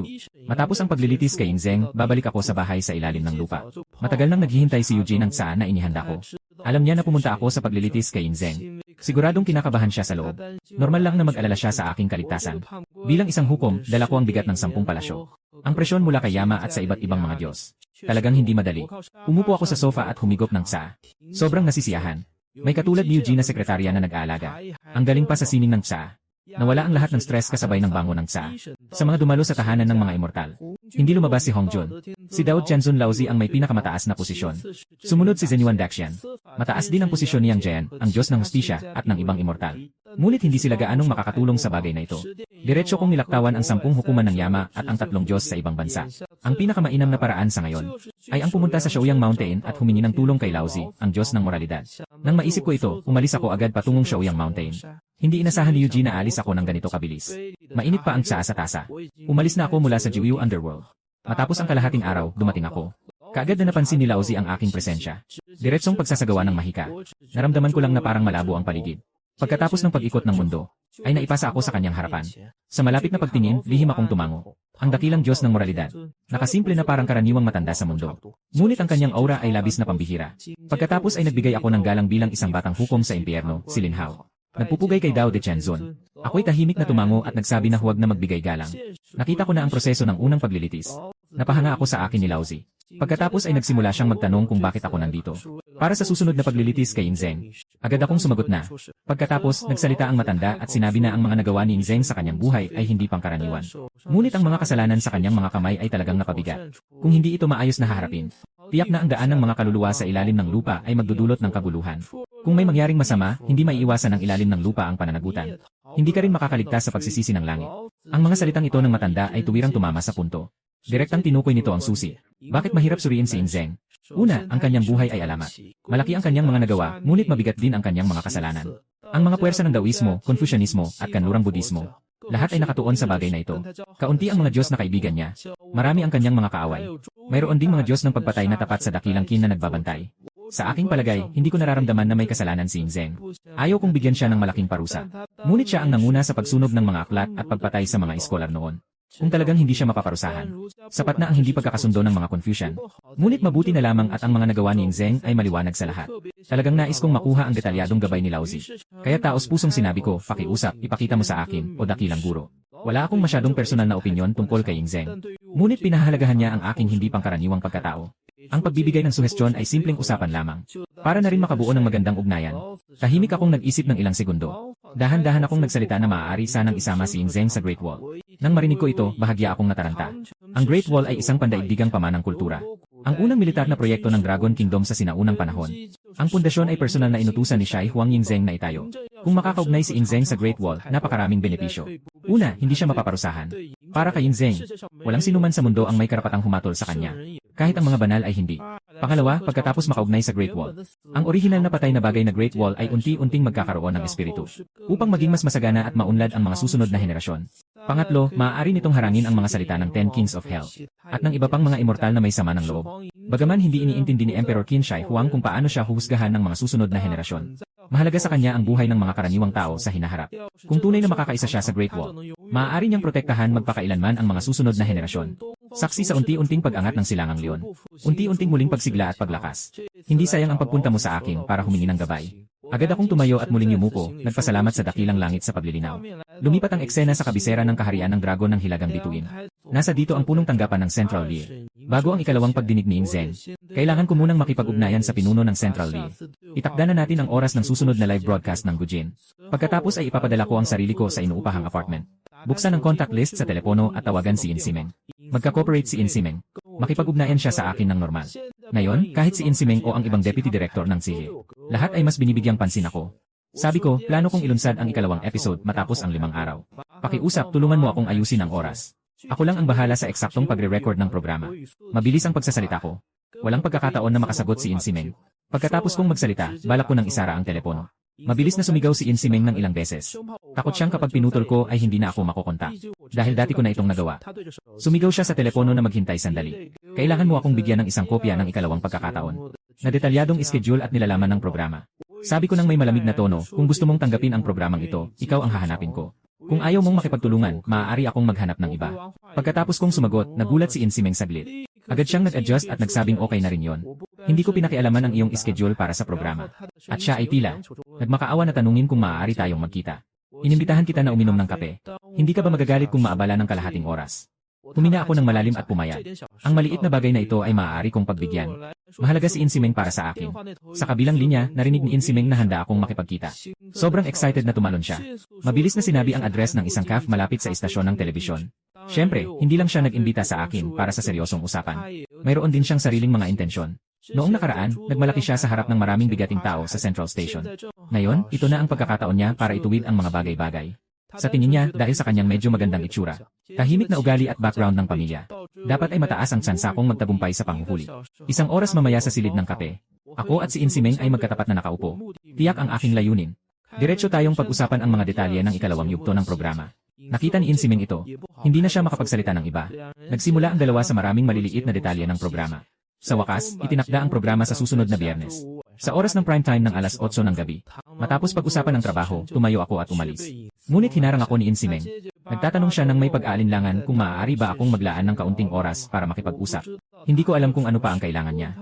Tinanong ko siya, hindi ba tapos na ang usapan tungkol sa trabaho? Ano pa ang kailangan? Nang marinig ko ang tanong ko, niyo ko siya at nagmumurang labi, sabi niya walang problema. Hindi ka ba pwedeng makipag-usap ng mas matagal sa akin? Ako'y nakakunot ang noo. Doon ko napansin na baka may pagtingin na siya sa akin. Nang makita ni Insimeng na tumitigil ako, nagpa siya siyang sumugod ng buong lakas at nagsabi sa akin, "Iniibig kita." Nang marinig ko yon, agad akong nagsisi. Bakit hindi na lang ako umalis kanina? Maganda ang kanyang itsura at maayos ang kanyang kalagayan. Maganda rin ang aking impresyon sa kanya. Ngunit ang pinakamahalaga ngayon ay ayusin ang issue kay Inzeng sa ikalawang pagsusuri. Wala akong oras, wala akong lakas, at wala akong interes sa mga usaping pag-ibig. Matapos magduda ng ilang segundo, naisip ko na siya ay may mabuting intensyon. Ayaw ko ring saktan ang kanyang damdamin. Ang kamay ko ay palaging nagsasabi na pasensya na. May girlfriend na ako. Maya-maya kakain pa kami. Habang kausap ko siya, nang hihimasok ng palihim gamit ang mahika para makipag-ugnayan sa Yuki sa underworld. Plano kong tawagan siya para magpanggap na girlfriend ko. Nabigla si Insimeng. Sa isang iglap, hindi niya mawari kung totoo bang may girlfriend ako. O kaya'y maghanap ng dahilan para magpaliwanag. Mabilis na naalis ang kanyang pagdududa. Makikita ang isang babaeng may mahahabang buhok na naglalakad. Napakagandang mukha. Maputing kutis na babae ay lumalakad mula sa labas ng coffee shop. Maingat na nilalakad ang babae. Hinawakan ng aking braso. Agad akong kumilos ng otomatiko. Yakapin ang makipot na baywang ni Yuji na parang niyayakap ang isang sinta. Ngumingiti si Yuji sa akin ng mahina at nagtatanong, tapos na ba ang usapan? Yung ngiti niya ay puno ng alindog, kabigha-bighani, nakakalito ang damdamin, nakakalula ang kagandahan. Kahit si Insimeng ay nakanganga sa paghanga. Kung ako ay lalaki lang sana. Di ko mapipigilan ang pagkagusto sa isang napakagandang babae na mahinhin at maamo. Ngumingiti ako kay Yuji at tumango. Matapos makalma, winalayan ko ng kamay si Insimeng bilang pamamaalam. Mahigpit kong hinawakan ang malambot na kamay ni Yuji na parang walang buto. Dahan-dahang umalis sa cafe. Lumipas ang mga araw hanggang sa araw ng ikalawang paglilitis kay Inzeng. Maraming manonood ang nakapaligid sa mga computer. At mga telepono at telebisyon, naghihintay sa pagsisimula ng programa. Mabilis na lumipat ang eksena sa ilalim ng lupa. Maraming mga Diyos at immortal ang naroroon na. Naghihintay sa pagsisimula ng ikalawang paglilitis. Ang hukuman ay nananatiling anyo ng palasyo ng Haring Kim. Nasa ilog ng kadiliman ako. Ginamit ko ang mahika upang itago ang anyo ng mga immortal sa hukuman. Upang maiwasang makita ng mga tao sa makabagong panahon mula sa mga video ng palabas. Magandang gabi sa inyong lahat mga manonood. Ako si Lin Hao. Ngayon ang ikalawang yugto ng programang Usapang Sinauna at Makabago. Sa episode na ito, muling titignan natin ang dakilang emperador mula sa ibang anggulo. Habang ako'y nagsasalita, dahan-dahan akong naglalakad sa ilog ng impyerno sa eksena. Kahit na sa unang episode pa lang, ay nabigla na ang mga manonood sa nakakabinging special effects. Ngunit sa muling panonood ay nananatiling nakakakilabot. Nag-viral ang mga komento sa chat. Andito na, nagsimula na. Matagal ko nang hinihintay, sa wakas nagsimula na. Napanood ko yung nakaraang episode, ang saya-saya. Hindi pa rin ako nagsasawa. Matagal ko nang inaabangan ito. Sa ikalawang episode, ang mga special effects ay sobrang ganda pa rin. Hindi ko alam kung ano ang magiging laman. Hindi pa nga nagsisimula ang programa, hindi pa ito opisyal na nagbubukas. Ang bilang ng mga nanonood online ay madaling lumampas sa 10 milyon. Ngayon, opisyal na nagsimula at umabot na sa rurok. Punong himpilan ng istasyon ng telebisyon. Ang mga leader ay tumitingin sa mga nakabibighaning datos at pumapalakpak. Matapos ang unang pagkabigla, nagkaroon sila ng kaunting paghahanda sa isip. Nang magbago ang eksena, nakatayo ako sa gitna ng kinhol at malakas na nagsalita. Si Shai Huang Yinzeng ay nagwasak sa 6 na bansa. Pinagsama ang Huaxia. Nagdulot ito ng unang pagkakataon sa kasaysayan ng China. Ng isang tunay na malawakang dinastya. Nagpatayo ng daan at Great Wall. Nanakot sa mga Han sa hilaga, nagsakop sa timog. Nag-alis ng mga panlabas na banta, nagpalawak ng teritoryo. Sa madaling salita, kung wala si Inzeng na nagtipon-tipon ng 6 na estado, hindi magkakaroon ng kasalukuyang malaking bansa ng Longguo. Pagkabigkas ko ng mga salita, milyon-milyong netizens at manonood ang pumalakpak at natuwa. Muling uminit ang mga komento. Tama ang sinabi mo. Kung walang unang emperador na nagbuklod sa bansa, paano magkakaroon ng kasaganaan at tagumpay ang Dragon Country sa hinaharap? Dahil sa unang emperador, nagkaroon tayo ng magandang lupain at maninning na kasaysayan at kultura ng Huaxia. Sa isang iglap, nagpatuloy ako sa pagsasalita. May nagsabi noon, na si Qin Shi Huang, bago siya mamatay, nagpasimula ng maraming digmaan. Na pumatay sa 6 na estado. Higit sa 1 milyon na kawal mula sa 6 na estado ang namatay sa kamay ng Qin. Hindi kaya't malaking kasalanan yon. Sa mga manonood dito, nang marinig nilang binanggit ko ang mga kasalanan ni Qin Shi Huang, ay nagtataka kung paano ko ito sasabihin. Sa kabila nito, alam ng mga taong bihasa sa kasaysayan, na may mga issue sa reputasyon ni Inzeng. Maraming tao sa huli ang nagkakamali na iniisip na mas malaki ang kanyang nagawa kaysa sa kanyang nagawang masama. Sa katotohanan, matapos puksain ni Qin Shi Huang ang 6 na estado, nagpatupad siya ng mga patakaran ng pagpapakalma sa mga mamamayan ng 6 na estado. At higit sa lahat, saan ba may labanan na walang dugo? Ang mga sinaunang Qin na nagdaan sa 24 na henerasyon ay nagsikap ng walang humpay. Upang maglatag ng matibay na pundasyon para sa pagkakaisa ng Qin. Upang mapatupad ang utos ni Shai Huang Yinzeng na linisin ang 6 na kaharian. Maraming sundalo ng 6 na kaharian ang namatay sa ilalim ng milyon-milyong hukbo at bakal na kabalyero ng Qin. Ngunit para sa pagkakaisa ng buong lupaing Huaxia, hindi lang milyon ang mga sinaunang tao ng Qin na nag-alay ng kanilang buhay. Pagkatapos kong magsalita, maraming mga immortal ang tumango at nag-isip ng malalim. Biglang lumitaw ang isang immortal na nakasuot ng kasuotang Confucian. At sinabi, pansamantala nating huwag pansinin kung ilan ang namatay ng wasakin ni Ing Zeng ang 6 na kaharian. Ngunit tungkol sa pagsunog ng mga aklat at pagpatay sa mga Confucian, ay sapat nang mapatunayang nagkasala si Ing Zeng. Dahil ang taong ito ay nakasuot ng kasuotan ng isang Confucian, kahit na hindi siya masyadong makapangyarihan sa mahika. Kakainis, hindi ko na isalans ang kanyang kalagayan kanina. Kaya ang mga nanonood sa harap ng screen, akala nila ay isang aktor na bagong kinuha ng production team. Nilingon ko lang siya ng mabilis. Itinuturing na ang taong ito ay isang albularyo na may bahagyang tagumpay sa sinaunang panahon. Biglang hindi natuwa. Ako'y malakas na pinagsabihan ang albularyo na huwag magsalita ng walang katotohanan na parang nag-init ang ulo. Ang mga bulaan na tagapagpanggap sa mundo, sino ang nagsasalita? Nagpatinginan ang mga Diyos at ang mga manonood sa harap ng screen ng sandali. Nagsimulang mag-isip-isip tungkol sa aking sinabi. May ilan na naniniwala na si Ing Zeng ay nagpasusunog ng mga aklat at pinatay ang mga Confucian. Pinatay nila ang mga estudyante ng Orthodox na Confucianism. Ngunit nagkamali sila. Noong panahon ni Ing Zeng, ang mga pinatay niya ay mga albularyo, hindi mga Confucian. Kasunod nito, isang lumang, malungkot at malalim na buntong hininga ang narinig mula sa langit. Isang anino ang unti-unting nagiging matatag sa loob ng palasyo. May mahaba niyang balbas, ang aura niya ay malaya at maganda. Parang kumikislap sa mga mata ang liwanag ng malalim na karunungan. Ito ang nagtatag ng Confucianismo, si Kongqiu. Narito si Confucius, ang sage ng Confucianismo. Ang isang iskolar na nakasuot ng damit ng mga immortal ay yumuko bilang pagbati. Ako ay tumango agad. Magalang na sinabi, ako si Lin Hao, ang nakababatang henerasyon, nakikita ang dakilang sage kong. Matindi ang boses ni Confucius, kung ayaw ni Ing Zeng na linawin mismo. Hayaan mo ako na ang kumatawan kay Ing Zeng. Pag-usapan natin ang tungkol sa pagsunog ng mga aklat at pagpatay sa mga iskolar. Bilang isang tagapag-aral, unang pag-usapan natin ang dahilan kung bakit pinatay ni Ing Zeng ang mga iskolar. Ito ay dahil sa dalawang pinakatiwalaan niyang albularyo, Lu Sheng at Hao Sheng. Sila ang tumulong sa kanya maghanap ng eliksir ng walang hanggang buhay. Matagal na nilang hinanap ngunit hindi pa rin nila nahanap. Confucius ay nagsasalita habang marahang igagalaw ang kanyang mga kamay upang magpamalas ng mahika. Biglang lumitaw ang mga larawan sa loob ng palasyo ni Qin. Nakakita ang mga manonood sa mundo sa labas. Akala nila mga espesyal na epekto lang ng palabas. Sa loob ng lihim na silid, dalawang albularyo ang nakatitig ng may pag-aalala. Sabi ng matandang albularyo, matagal na ang panahon. Wala pa rin ang eliksir ng walang hanggang buhay na hinahanap ng hari. Kung magpapatuloy ito, tayo ay mapapahamak. Sumang-ayon ang mid-age na albularyo, tama ang sinabi mo. Siguradong hahabulin ni Ing Zeng ang pananagutan. Ang mga matatanda agad na paalalahanan na mag-inat sa salita. Ang mid-edad na albularyo ay may galit na mukha. Kung gustong parusahan ni Ing Zeng tayo ng mahigpit, bakit nandito pa rin sa dakin? Mas maganda pang tumakas na lang at mangolekta ng pera. Ang mga matatanda ay nagbabago ang mukha. Hinigpitan ng ngipin at nagsabi na tama. Si Ing Zeng ay may mga walang katotohanan na pangarap. Tiyak na ipapasa niya ang galit sa atin. Mas mabuting umalis na tayo. At pagkatapos ay nag-usap ang dalawang alchemist ng maraming masamang bagay tungkol kay Ing Zeng. Nagpasya silang tumakas mula sa dakin kasama ang maraming alchemist. Nagbago ang eksena. Narinig ni Ing Zeng sa palasyo ang tungkol sa pangyayaring ito. Siya ay nagangalit na parang dragon. Hugutin ang espada at mag-utos. Sa buong Qin at Siyam na lalawigan, tiyak na hulihin ang mga albularyo. Ang mga opisyal ng Qin ay nagsagawa ng gabi-gabing investigasyon sa buong lungsod ng Xianyang. Isang buwan ang nakalipas, higit sa 460 na mga salang albularyo ang nahuli. Pagkatapos ay isang utos ang ipinalabas, na itinuturing silang mga manghula na nagdudulot ng kaguluhan sa mga tao. Lubhang masama ang kanilang kasalanan, lahat ay papatayin at ipapaalam sa buong mundo. Muling winala ni Confucius ang mga mahika. Dito nagtapos ang usapin tungkol sa pagpatay sa mga iskolar. Maraming mga immortal at mga manonood sa harap ng screen ang matagal na hindi makaalis sa pagkabigla. Ito ang tunay na katotohanan tungkol sa pagsunog ng mga libro at pagpatay sa mga iskolar. Bago pa tuluyang makabawi ang lahat, nagpatuloy si Confucius sa pagsasalita. Tungkol sa pagsunog ng mga libro na naganap sa ika-34 na taon ni Qin Shi Huang. Kasabay ng malalim na tinig ni Confucius, muling ipinakita sa eksena si Qin Shi Huang na nagdaraos ng handaan. Mahigit 70 iskolar ng dinastyang Qin ang dumalo sa handaan.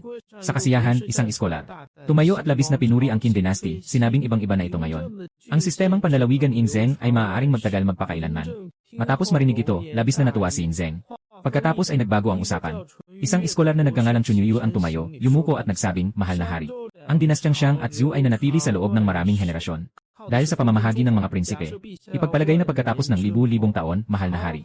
Walang sinuman ang makakatayo sa hukuman upang mamuno. Kaya hindi maaaring ipatupad ang sistemang mga lalawigan at bayan. Nang makita ito, muling sumabog ang mga komento. Baliw ba si Chunyu?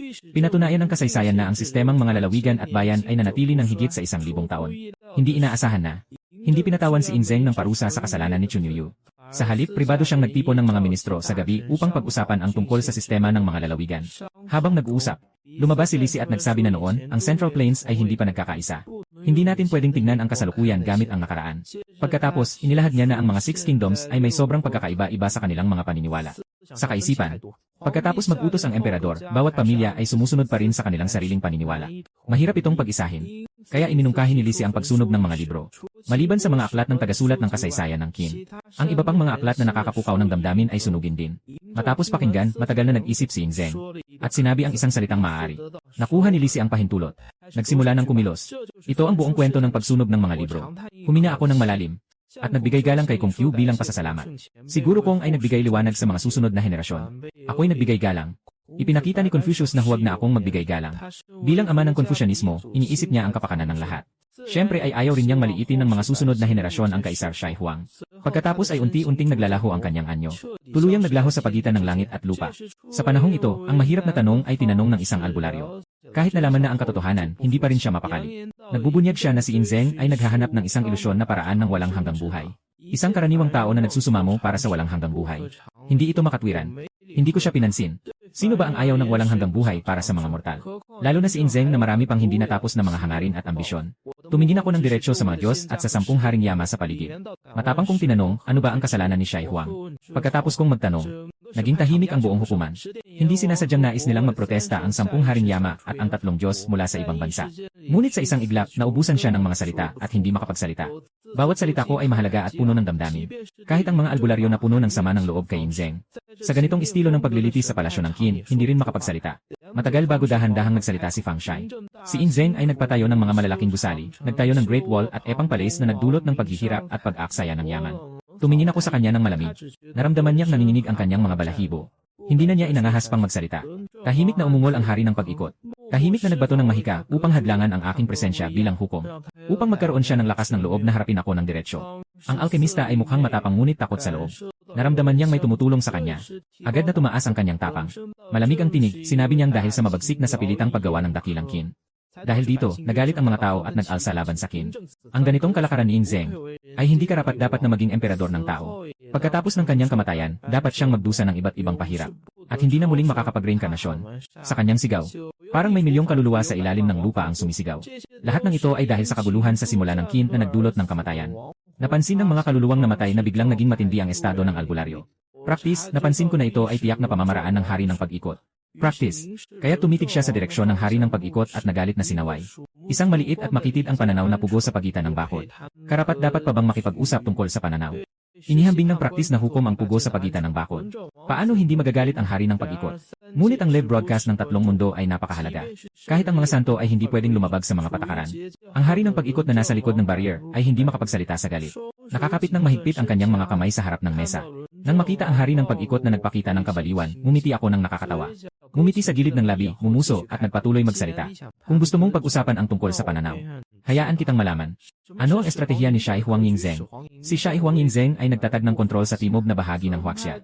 Nagpadala siya ng general na si Wang Jian upang manguna. Sa 400,000 elite ng Qin na sinakop ang kaharian ng Nanyu. Isang galaw ko lamang. At muling bumangon ang mga larawan ng 400,000 hukbo ng Qin na hindi natatakot sa kamatayan. Na nakipaglaban ng may dugo sa Dangyu. Matapos ang maraming laban, sa wakas ay natalo nila ang Dangyu. Ayon sa mga kaugalian noon, pagkatapos ng tagumpay sa digmaan, dapat bumalik ang hukbo sa kaharian upang ipagdiwang ang tagumpay. Ngunit biglang nagbago ang eksena. Ang malawak na labanan ay naging isang matandang general na may puting buhok sa gilid ng ulo, nakatanaw sa hilagang hangganan at nagmumuni-muni. Ang taong ito ay si General Wang Jian ng Qin. Sumusulat siya ng liham kay Yingzeng. Ang mga sulat noon sa Qin ay nasa maliit na seal script. Malawak ang kakayahan ng mga Diyos sa halimaw, naiintindihan ko. Hindi ito maintindihan ng mga manonood sa huli. Humina ako ng malalim. Ipinaliwanag ng maina. Ang nilalaman ng sulat ni Wang Jian ay, hindi pwedeng magretiro ang sarili at ang 400,000 Qin na hukbo. Dahil ang buong lupain ng Baiyu ay mga barbaro. Kapag umatras, hindi na magiging teritoryo ng Qin ang Baiyu. Hindi lang ang 40,000 sundalo ang hindi makakabalik sa gitnang lupa. Kahit na kailangan pang mag-recruit mula sa mga ordinaryong tao mula sa lumang Qin, 1,000,000. Upang mapalaganap ang sining ng Yehing sa mga katutubong ECU. Matapos makatanggap ng liham, si Qin Shi Huang ay nag-alinlangan ng matagal. Sa huli, pumayag siya sa bagay na ito.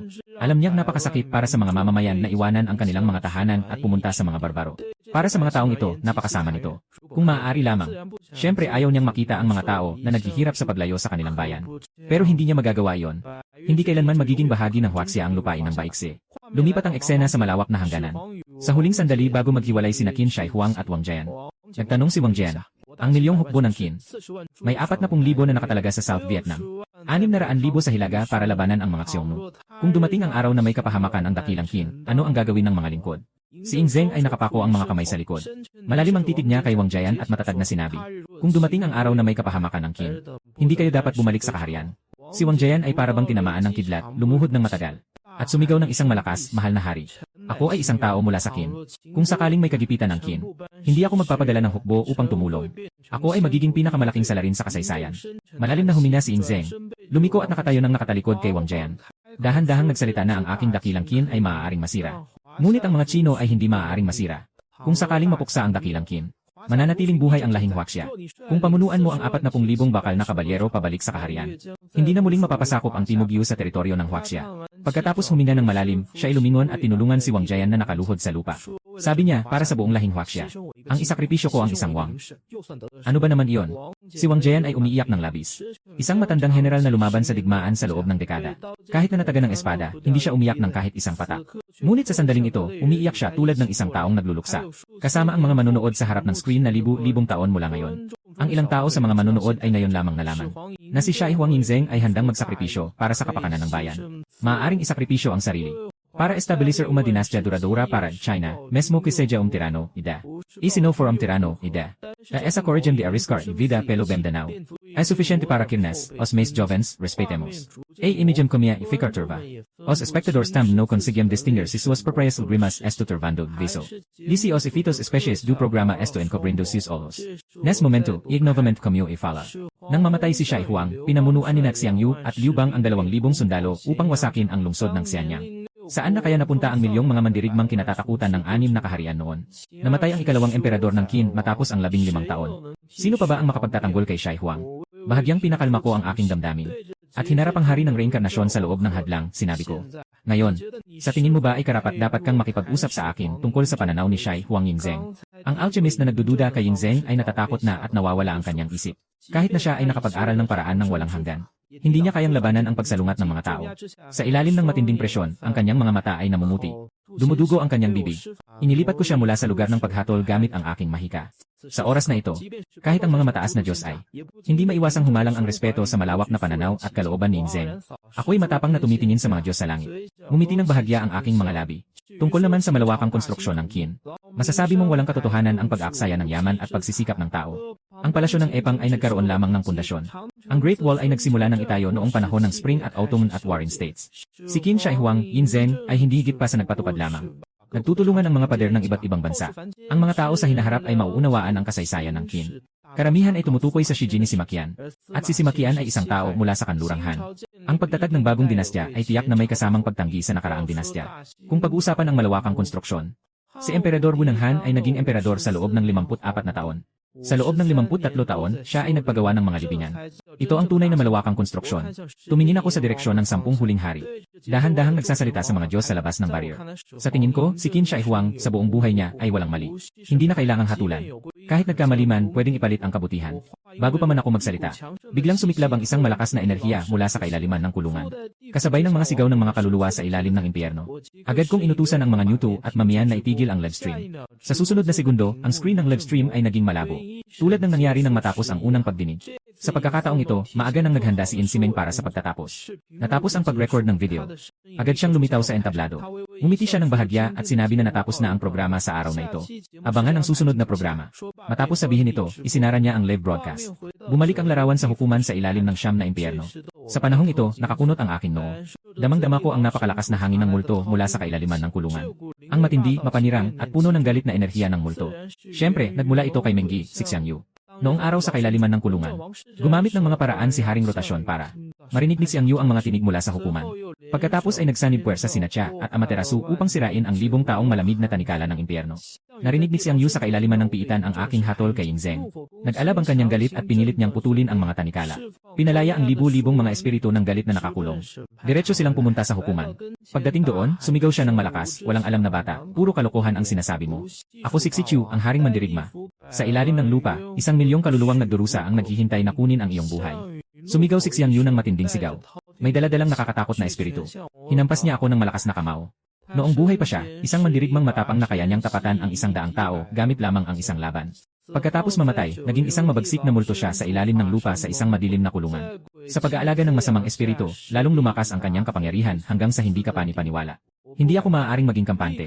Agad na ipapakita ang mahiwagang tunog ng kadiliman. Kahit gaano pa katindi si Xiang Yu, mahihirapan pa ring makaligtas sa mahiwagang tunog ng kadiliman. Inilagay niya ang kanyang mga kamao sa posisyong depensa. Muli, nakita ng mga Diyos sa paligid ang mahiwagang tunog ng kadiliman. Nananatili pa rin ang takot sa kanilang mga puso. Biglang bumangga si Yang Jian, ang Diyos ng katarungan. Hawak niya ang 3 dulo at 2 talim na kutsilyo. Binuksan ang mata ng langit at sumigaw ng galit sa mga kaluluwa ng patay, na naglakas loob na guluhin ang hukuman. Mamatay ka. Sa susunod na segundo, ang mata sa kanyang noo ay nagningning ng ginto. Handa nang umatake upang patayin si Xiang Yu. Maraming mga Diyos ang nagalit at nakatingin ng masama, na nagbibigay ng presyon kay Xiang Yu. Si Xiang Yu ay naglabas ng nakabibinging tawa, na parang walang pakialam, siya'y nagwagayway. Nang mga libu-libong galit na multo na kanyang pinakawalan ay biglang lumitaw sa hukuman. Ang hangin ng kadiliman ay humihiyaw, na naglalabas ng nakakatakot na alon ng espiritu. Sa ilalim ng nakabibinging espiritu ng impyerno, si Xiang Yu ay nagawang bahagyang itaboy si Yang Jian. Siyempre, may dahilan din na hindi nagpasya si Yang Jian na gumamit ng buong lakas. Sa tingin niya, dito ay talagang mundo ng mga patay. Hindi siya dapat gumamit ng buong lakas laban sa maraming hukom ng impyerno. Libu-libong ulo ng baka at mukha ng kabayo. Libu-libong itim at puting walang kamatayan na dumarating ng mabagal. Nakaharap kay Xiang Yu at sa libu-libong masamang espiritu. Sa mga mata ni Xiang Yu ay lumitaw ang mapulang kulay. Umaapaw na puot ng mga espiritu. Patuloy na sumugod at umatake sa akin. Ang mga masamang espiritu sa likuran ay sumunod sa hakbang. Diretso sa hukuman ng paghatol at nakipaglaban sa mga opisyal ng impyerno na dumating upang supilin. Ang mga sigaw ng oras at mga ungol ng galit. Ang mga daing ay umabot sa buong hukuman ng paghatol. Nagulo ang impyerno. Mula sa kanyang pag-upo ay umuungol. Itinaas ang baril at tumalon patungo kay Xiang Yu. Si Yang Jian ay sumunod sa kanya. Hawak ang 3 talim na pang-ukit, diretso sa mahahalagang bahagi ni Xiang Yu. Si Xiang Yu ay sumisigaw ng labis na galit. Basta't may pagkakataon, pinulit niya ang katawan ng isang itim na walang hanggan sa kanyang harapan. Walang takot sa mga atake ni Bai Qi at Yang Jian. Maraming mga Diyos ang nagpakita upang supilin ang mga malupit na espiritu. Ngunit ang mga malupit na espiritu ay napakalakas at marami. Sa karaniwan, kayang pumatay ng ilang mga sundalo ng Yinfang ang isa sa kanila. Kahit na maraming mga Diyos ang bumaba upang tumulong, hindi pa rin maganda ang kalagayan ng labanan. Si Qin Guangwang, isa sa 10 haring ng impyerno. Si Chu Jiangwang. Si Song Wen'e. Hindi na makapaghintay si Wu Guanwang. Sila nang bumaba para pumatay ng masasamang espiritu. Tanging si Lun Xuanwang lang ang nakaupo sa harap ng desk. Tinitignan lang niya ang away sa ibaba ng walang pakialam. Ngumiti kahit mapanukso, may bahid ng pagtawa. Tahimik na manood ng palabas. Muling sumigaw si Xiang Yu ng baliw. Sobrang lakas ng espiritu sa loob niya. Isang hampas ang nagpatalsik kay Yang Jian at sa sarili niya. Malakas na suntok na bumagsak sa ilang immortal sa paligid. Nakangisi ako nang nakasara ang kamao. Tahimik na nagsasabi na hanggang ngayon ay isang baguhang judge pa rin ako, mababa ang kapangyarihan. Kahit kalahati lang ng isang matinding multo. Pero dahil sa pagpapala ng mahiwagang daan ng kamatayan, hindi makalapit sa akin ang mga multo kabilang na si Xiang Yu.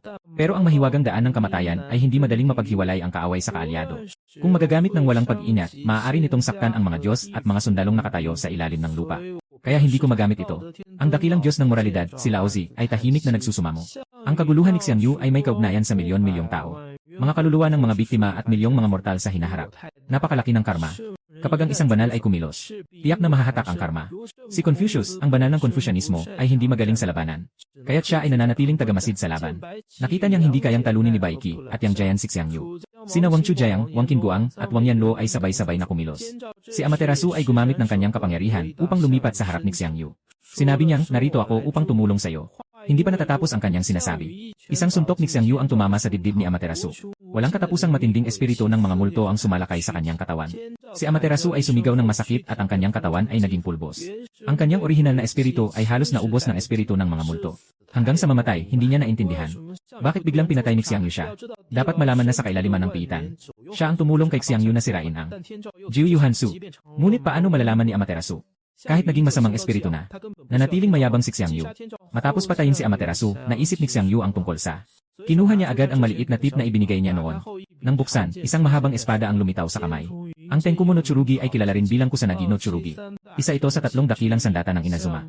Hindi inaasahan na ibinigay ni Amaterasu ang banal na espada kay Xiang Yu. Dati, kayang makipaglaban ng mag-isa ni Xiang Yu laban kina Ziki at Yang Jian kahit walang armas. Ngayon hawak niya ang makapangyarihang sandata. Walang duda na tumaas ang kanyang lakas sa isang bagong antas. Si Xiang Yu ay tumawa ng labis na galit at sumugod sa harap ng Diyos ng kamatayan. Sinalakay niya si Wang Qinguang ng isang matinding saksak. Walang magawa si Wang Qinguang. Halos maputol ang katawan ng kaluluwa sa isang saksak. Nagtinginan ang hari ng impyerno at hari ng Chujiang. May takot na lumitaw sa kanilang mga mata. Halos kasing lakas sila ni Wang Qinguang. Mula nang makita ni Yang Jian ang kanyang mabigat na ekspresyon, Ang lakas ni Manggut Xiang Yu ay lampas sa kanilang inaasahan. Hindi matiis ni Dao de Tianzun Laozi na makita ang pagdurusa ng mga nilalang. Kaya naghanda siyang kumilos upang supilin ito. Sa sandaling iyon, sa kailaliman ng Jiu Yu umalingaw ang malakas na hiyaw ng dragon. Lahat ng mga immortal na naroroon, mga opisyal ng Jiu at mga malulupit na espiritu ay biglang tumigil sa kanilang ginagawa. Kahit si Xiang Yu na may mga matang pula ay huminto sa pag-atake. Tumingin ako sa madilim na kailaliman ng impyerno. Nakita ko ang isang lilang gintong limang kuko na banal na dragon na lumilipad sa ilalim ng impyerno. Mula sa kanyang bibig ay umalingaw ang malakas na hiyaw ng dragon. Ang mga immortal na may mababang antas ng kapangyarihan ay biglang nakaramdam ng pagnanais na lumuhod. Sa isang kisap mata, ang lilang gintong dragon ay lumipad sa ulap diretsyo sa lugar ng paghuhukom. Ang malakas na presensya nito ay nagdulot ng panginginig sa maraming malulupit na espiritu. Pagkatapos, ang dragon ay dahan-dahang nagbago ng anyo sa tao. Nakatayo ng nakapako ang mga kamay sa likod, ang maringal na tinig ay nagmula sa kanyang bibig. Si Xiang Ji ay pinatay ayon sa batas. Narinig ni Xiang Yu na isang mabangis na multo. Ngunit hindi niya nahawakan ang espada ng damo sa kanyang kamay. Ang kanyang buong katawan ay kusang nagkakabigat at nanginginig. Ang kanyang mga pulang mata ay matindi ang pagtutok sa likod na anyo sa harapan. Sanjit San Emperador. Muling lumabas si Inzeng.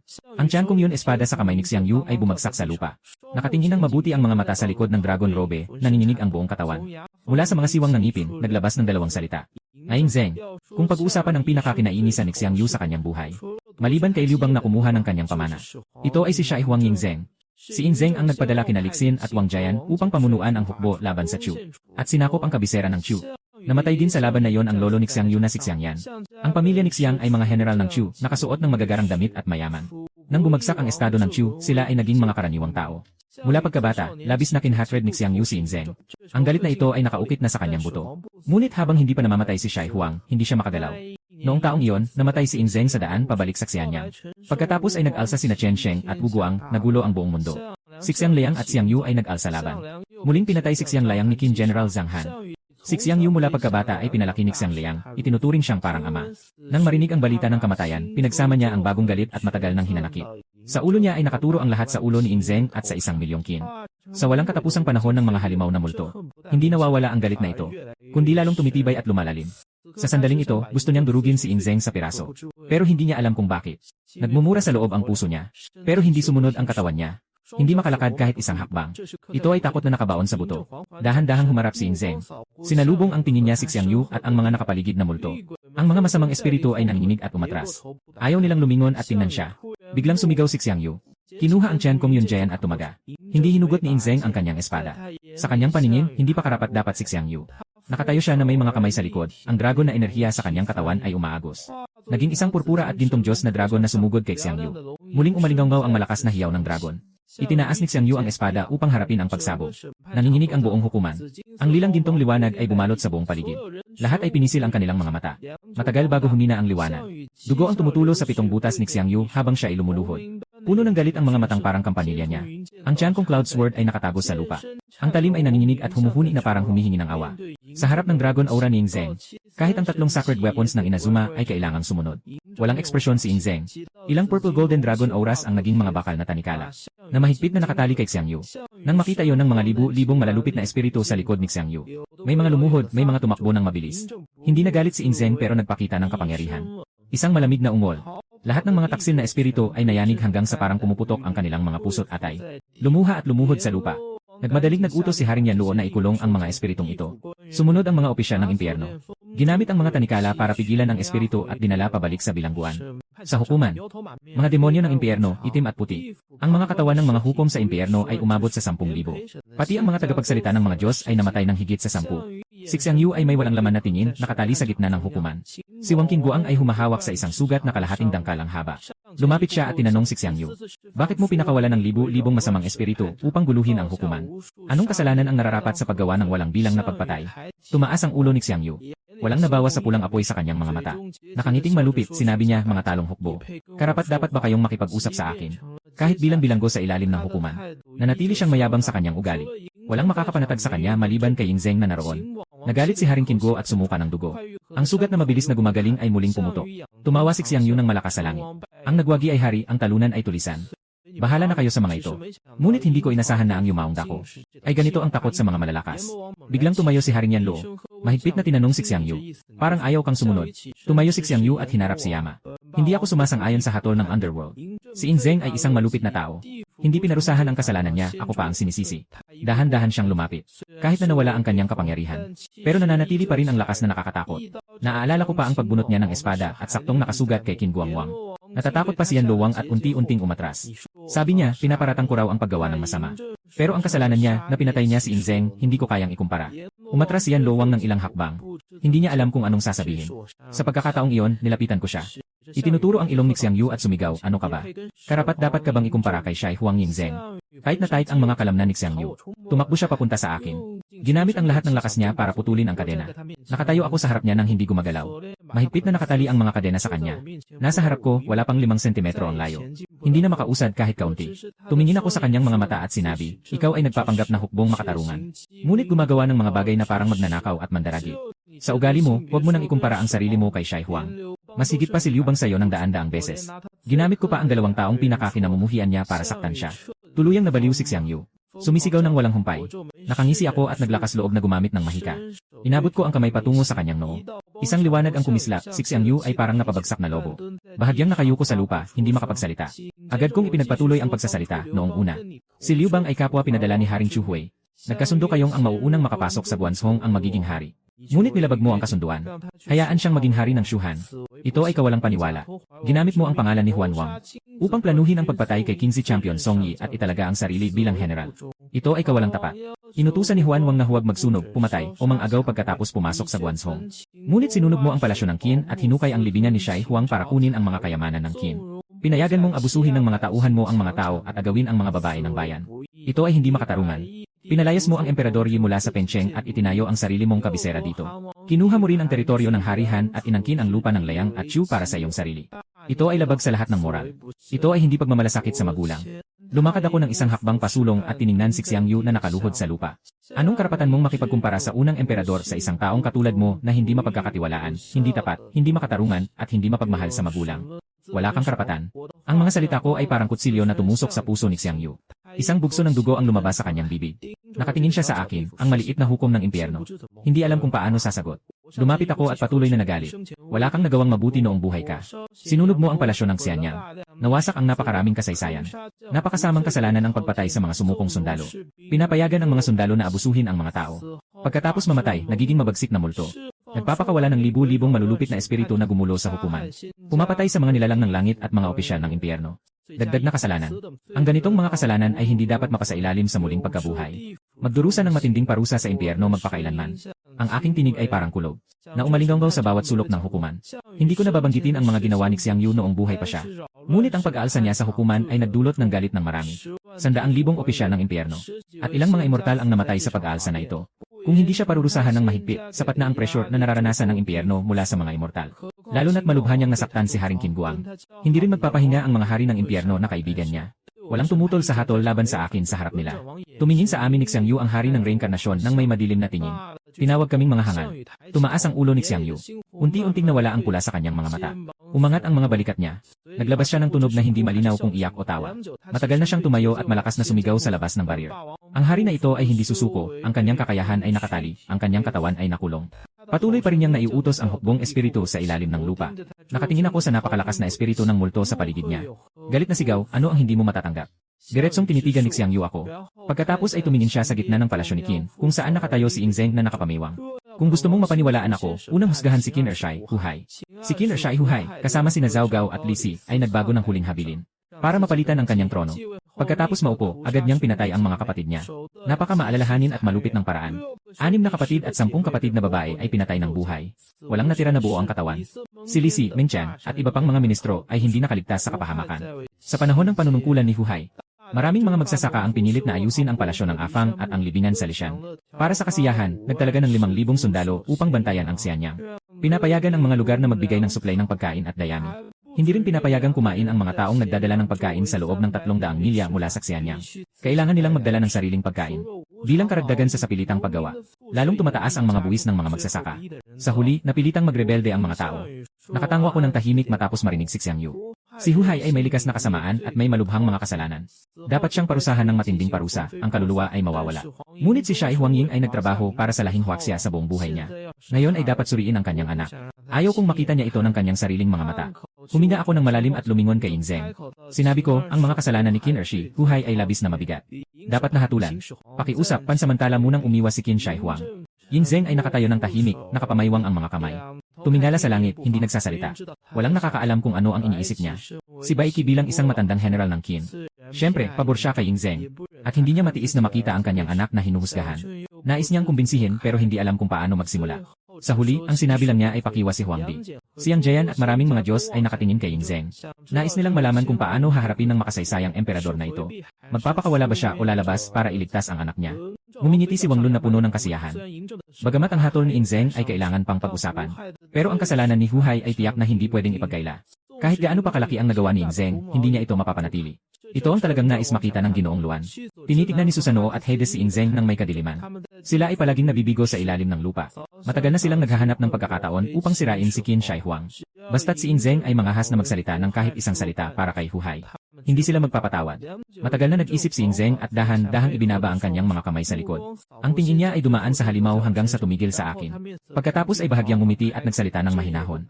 May isang hiling ako na hindi maganda. Tumalikod ako at nakaharap sa kanya, ang emperador, pakinggan mo. Ying Zeng ay lumakad papunta sa tabi ko. Ako mismo ang maghuhukom kay Huhai. Ang kanyang boses ay umaalingaw-ngaw sa ilalim ng lupa, nagkagulo ang lahat. Si Susanoo Mikoto at Hades ay nagulat. Nakatigil ang ngiti sa mga labi ng hari ng pag-ikot. Nakatulala ang mga Diyos. Pati si Laozi ay nagulat na tumingin kay Ying Zeng. Alam ko ang ugali ni Ying Zeng. Sinasabi niyang siya mismo ang maghuhusga kay Huhai. Hindi ito dahil gusto niyang paboran. Kaya niyang isakripisyo ang yaman ng kanyang ninuno para sa kapakanan ng bayan. Hindi siya papayag na maapektuhan ng ugnayang ama at anak sa kanyang desisyon. Mas mabibigat ang parusa kung siya ang huhusga kaysa sa akin. Ang mga Diyos at si Yanluo na naroroon ay dumaan sa unang at pangalawang paglilitis. Medyo nauunawaan nila ang ugali ni Ying Zeng. Alam nilang hindi siya isang taong nagpapadala sa damdamin sa kanyang mga desisyon. Ngunit napakabagsik na hayaan ang isang ama na husgahan ang kanyang sariling anak. Gusto ko sanang magsalita para manghikayat. Ngunit nang makita ko ang matatag at walang pag-aalinlangang tingin ni Ying Zeng, nilingon ko ang mga salitang nasa aking bibig. Dahan-dahang tumango habang nakatingin sa kanya. Pagkatapos ay lumingon kay ni Tuming. At inutusan siyang dalhin si Ihai sa hukuman. Hindi nagtagal, dinala si Ihai. Alam ni Ehi ang kanyang kalagayan. Pagdating sa hukuman, hindi na nagsalita. Diretsong lumuhod at ibinaba ang ulo. Naghihintay ng hatol. Walang kahit kaunting dating ng dating emperador sa kanyang anyo. Isang kahihiyan talaga para sa dakilang Qin. Kahihiyan Ying Zeng. Hindi natatakot si Ying Zeng sa mga Diyos at demonyo ng tatlong mundo. Ang aura ng emperador ay nagpapakilabot sa mga salarin. Kahit si Xiang Yu, isang mabagsik na espiritu, ay natatakot dito. Samantalang si Huhai ay lubos na nakapahiya sa pangalan ni Ying Zeng. Tigre ama, aso anak. Si Ying Zeng ay tumingin kay Huhai at umusbong ang matinding pagkadismaya sa kanyang mga mata. Mula pagkabata, itinuro niya sa kanyang anak na ipinanganak sa pook ng mga emperador, dapat siyang maging matatag at walang takot. Matagal na tumawag si Ying Zeng ng salot na anak. Itaas mo ang iyong ulo. Narinig ni Huhai ang pamilyar na boses. Parang nahawakan ng pang-asa sa buhay. Nagtakbo at dumapa papunta rito. Sumigaw ng ama, iligtas mo ako. Ang hukom ng impyerno ay huhusga sa akin. Tinignan siya ni Ying Zeng ng malamig na tingin. At isang sipa, itinapon siya ng higit sa 10 metro. Nabulabog si Huhai sa sipa. Si Ying Zeng ang pinakamahal niya noong buhay niya ay siya. Hindi niya maintindihan. Bakit ang kanyang ama na laging nagmamahal sa kanya ay siya pa ang itinaboy? Lumapit si Ying Zeng sa harap ng hukuman. Malakas ang kanyang boses na sabi. Ngayon, ako mismo ang maghuhukom kay Huhai. Napuno ng hindi makapaniwala si Huhai. Ang ama niya ang maghuhukom sa kanya. Ngunit agad na dumaan sa isip niya ang isang lihim na tuwa. Ama ang huhusga sa kanya. Dahil sa pagmamahal ng hari. Tiyak na magpapagaan ang parusa. Akala niya ay malamig lang si Ying Zeng sa labas para umiwas sa hinala.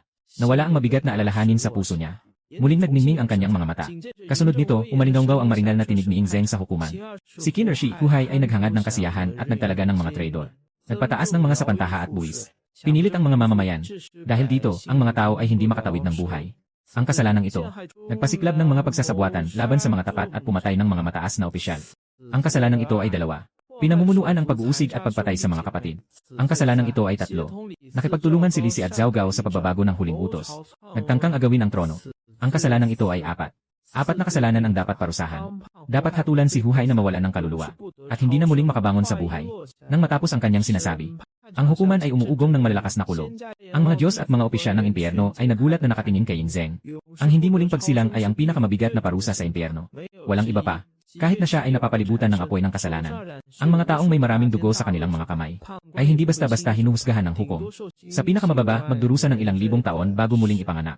Hindi kailanman muling ipapanganak. Ibig sabihin, ang kaluluwang ito ay tuluyang mawawala. Hindi makapaniwala si Huhay. Kumukupa sa lupa at umiiyak. Ama, hindi ninyo dapat ako tratuhin ng ganito. Ako ay inyong tunay na anak. Hindi pinansin ni Ing Zeng. Dahan-dahang hinugot ang espada ng tanong.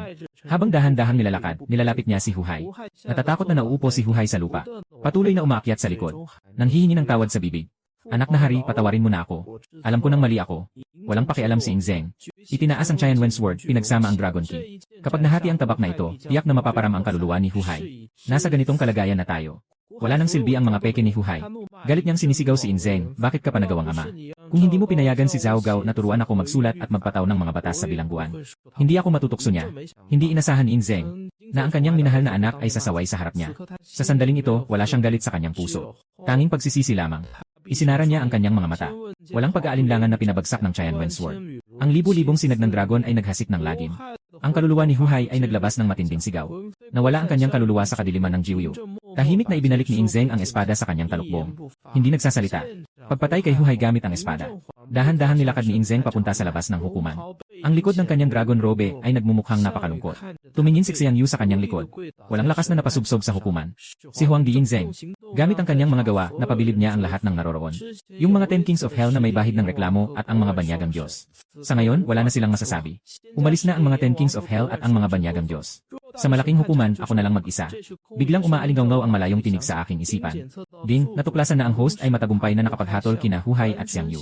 Natapos ang sistema ng pagtatago ng side quest. Gantimpala, lakas ng isang Earth Immortal ang host. Si Ing Zeng ay hindi inaasahang natapos ang nakatagong misyon. Ang antas ng diwatang mortal ay talagang parang apoy sa yelo para sa akin. Noong nakaraan, si Xiang Yu ay lumabas kasama ang mga masamang espiritu. Kung hindi dahil sa pagkontrol ng demonyong tunog. Matagal na akong napunit. Ngayon, mayroon na akong antas ng diwatang mortal. Sa wakas ay may kaunting kakayahan sa sariling proteksyon. Ang antas ng diwatang mortal ay opisyal na naglalakad sa daan ng mga Diyos. Bagaman hindi ito mataas sa tatlong mundo. Nariyan pa ang mga Diyos, ginto, at mga mataas na Diyos.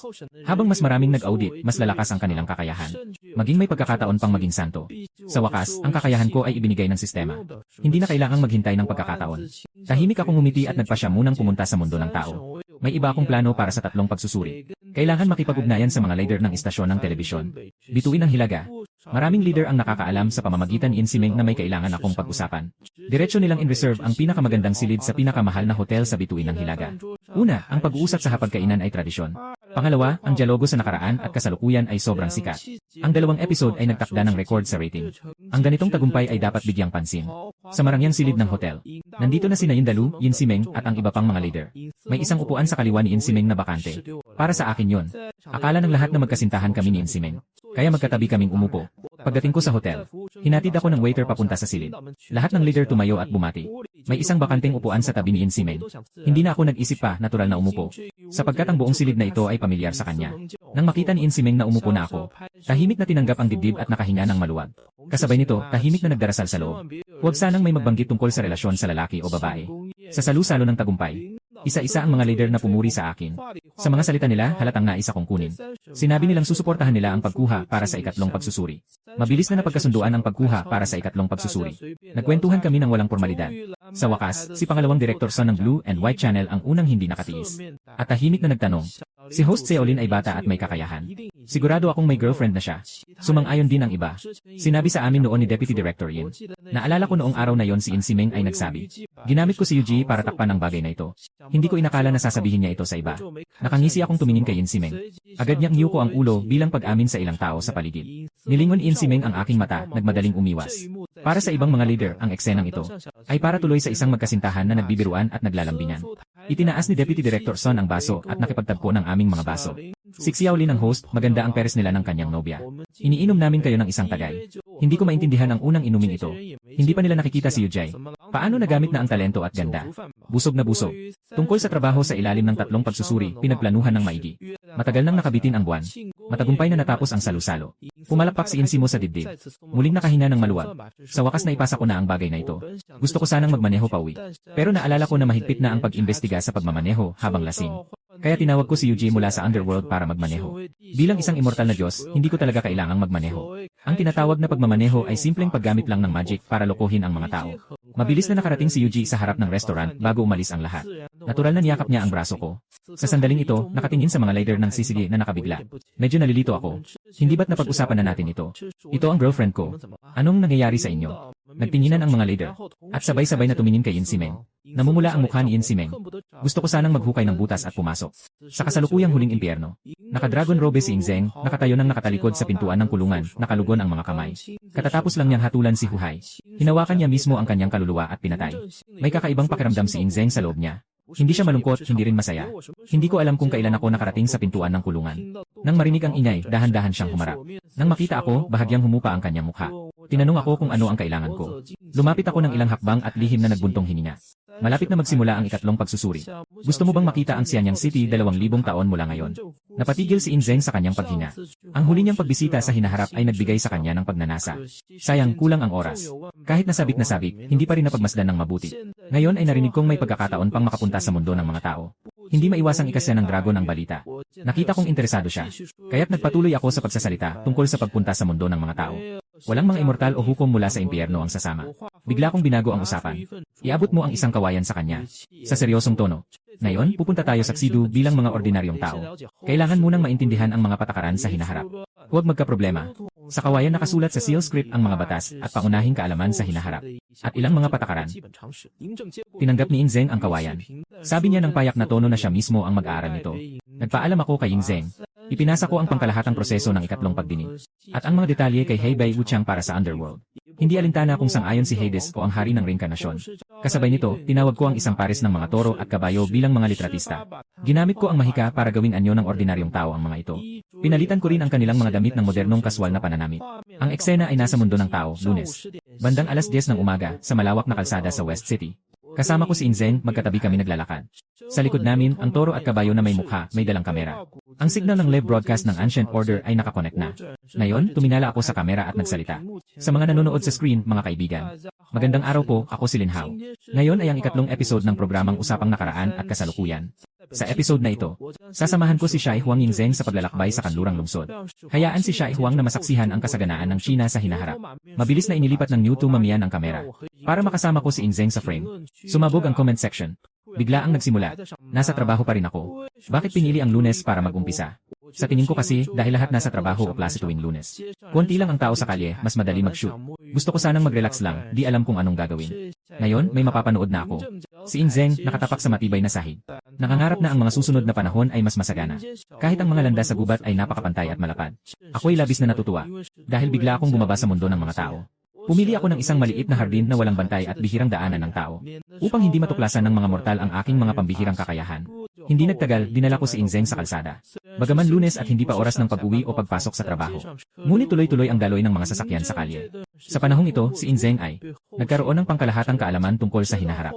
Alam niyang hindi nagagamit ng karwahe sa paglalakbay, kundi may imbensyon na tinatawag na kotse. Nang makita niya ang mga sasakyan sa kalye, namangha siya ng husto at hindi makapaniwala. Matagal siyang hindi makarecover. Matapos ang ilang sandali, tumango siya at sinabi ang salitang mabuti. Pagkatapos ay sumama ako kay Yin Zeng sa harap ng bus stop para maghintay ng sasakyan. Nasuot niya ang kasuotan ng Qin Dynasty, na para bang hindi bagay sa mga taong naghihintay ng sasakyan. Sa kabutihang palad, may mga nyebe at kabayo na may dalang kamera na naglalay. Yumuko ang mga tao sa paligid, tiningnan ng may curiosity, tapos umiwas na lang. Walang sinuman ang matapang na tumingin ng diretsyo kay Yin Zeng. Kahit na nawala na ang kanyang mahikang kapangyarihan. Ang bahagyang pagpapakita ng kanyang otoridad ay nananatiling nakakatakot at hindi matantya. May isang batang lalaki na mga 7 o 8 taong gulang na tumakbo papunta rito. Hinila ang manggas ni Yin Zeng. At may malalaking mata na nagtanong, "Ate, nag-film ba kayo?" Nakita ang malinis na mga mata ng bata na puno ng kabataan.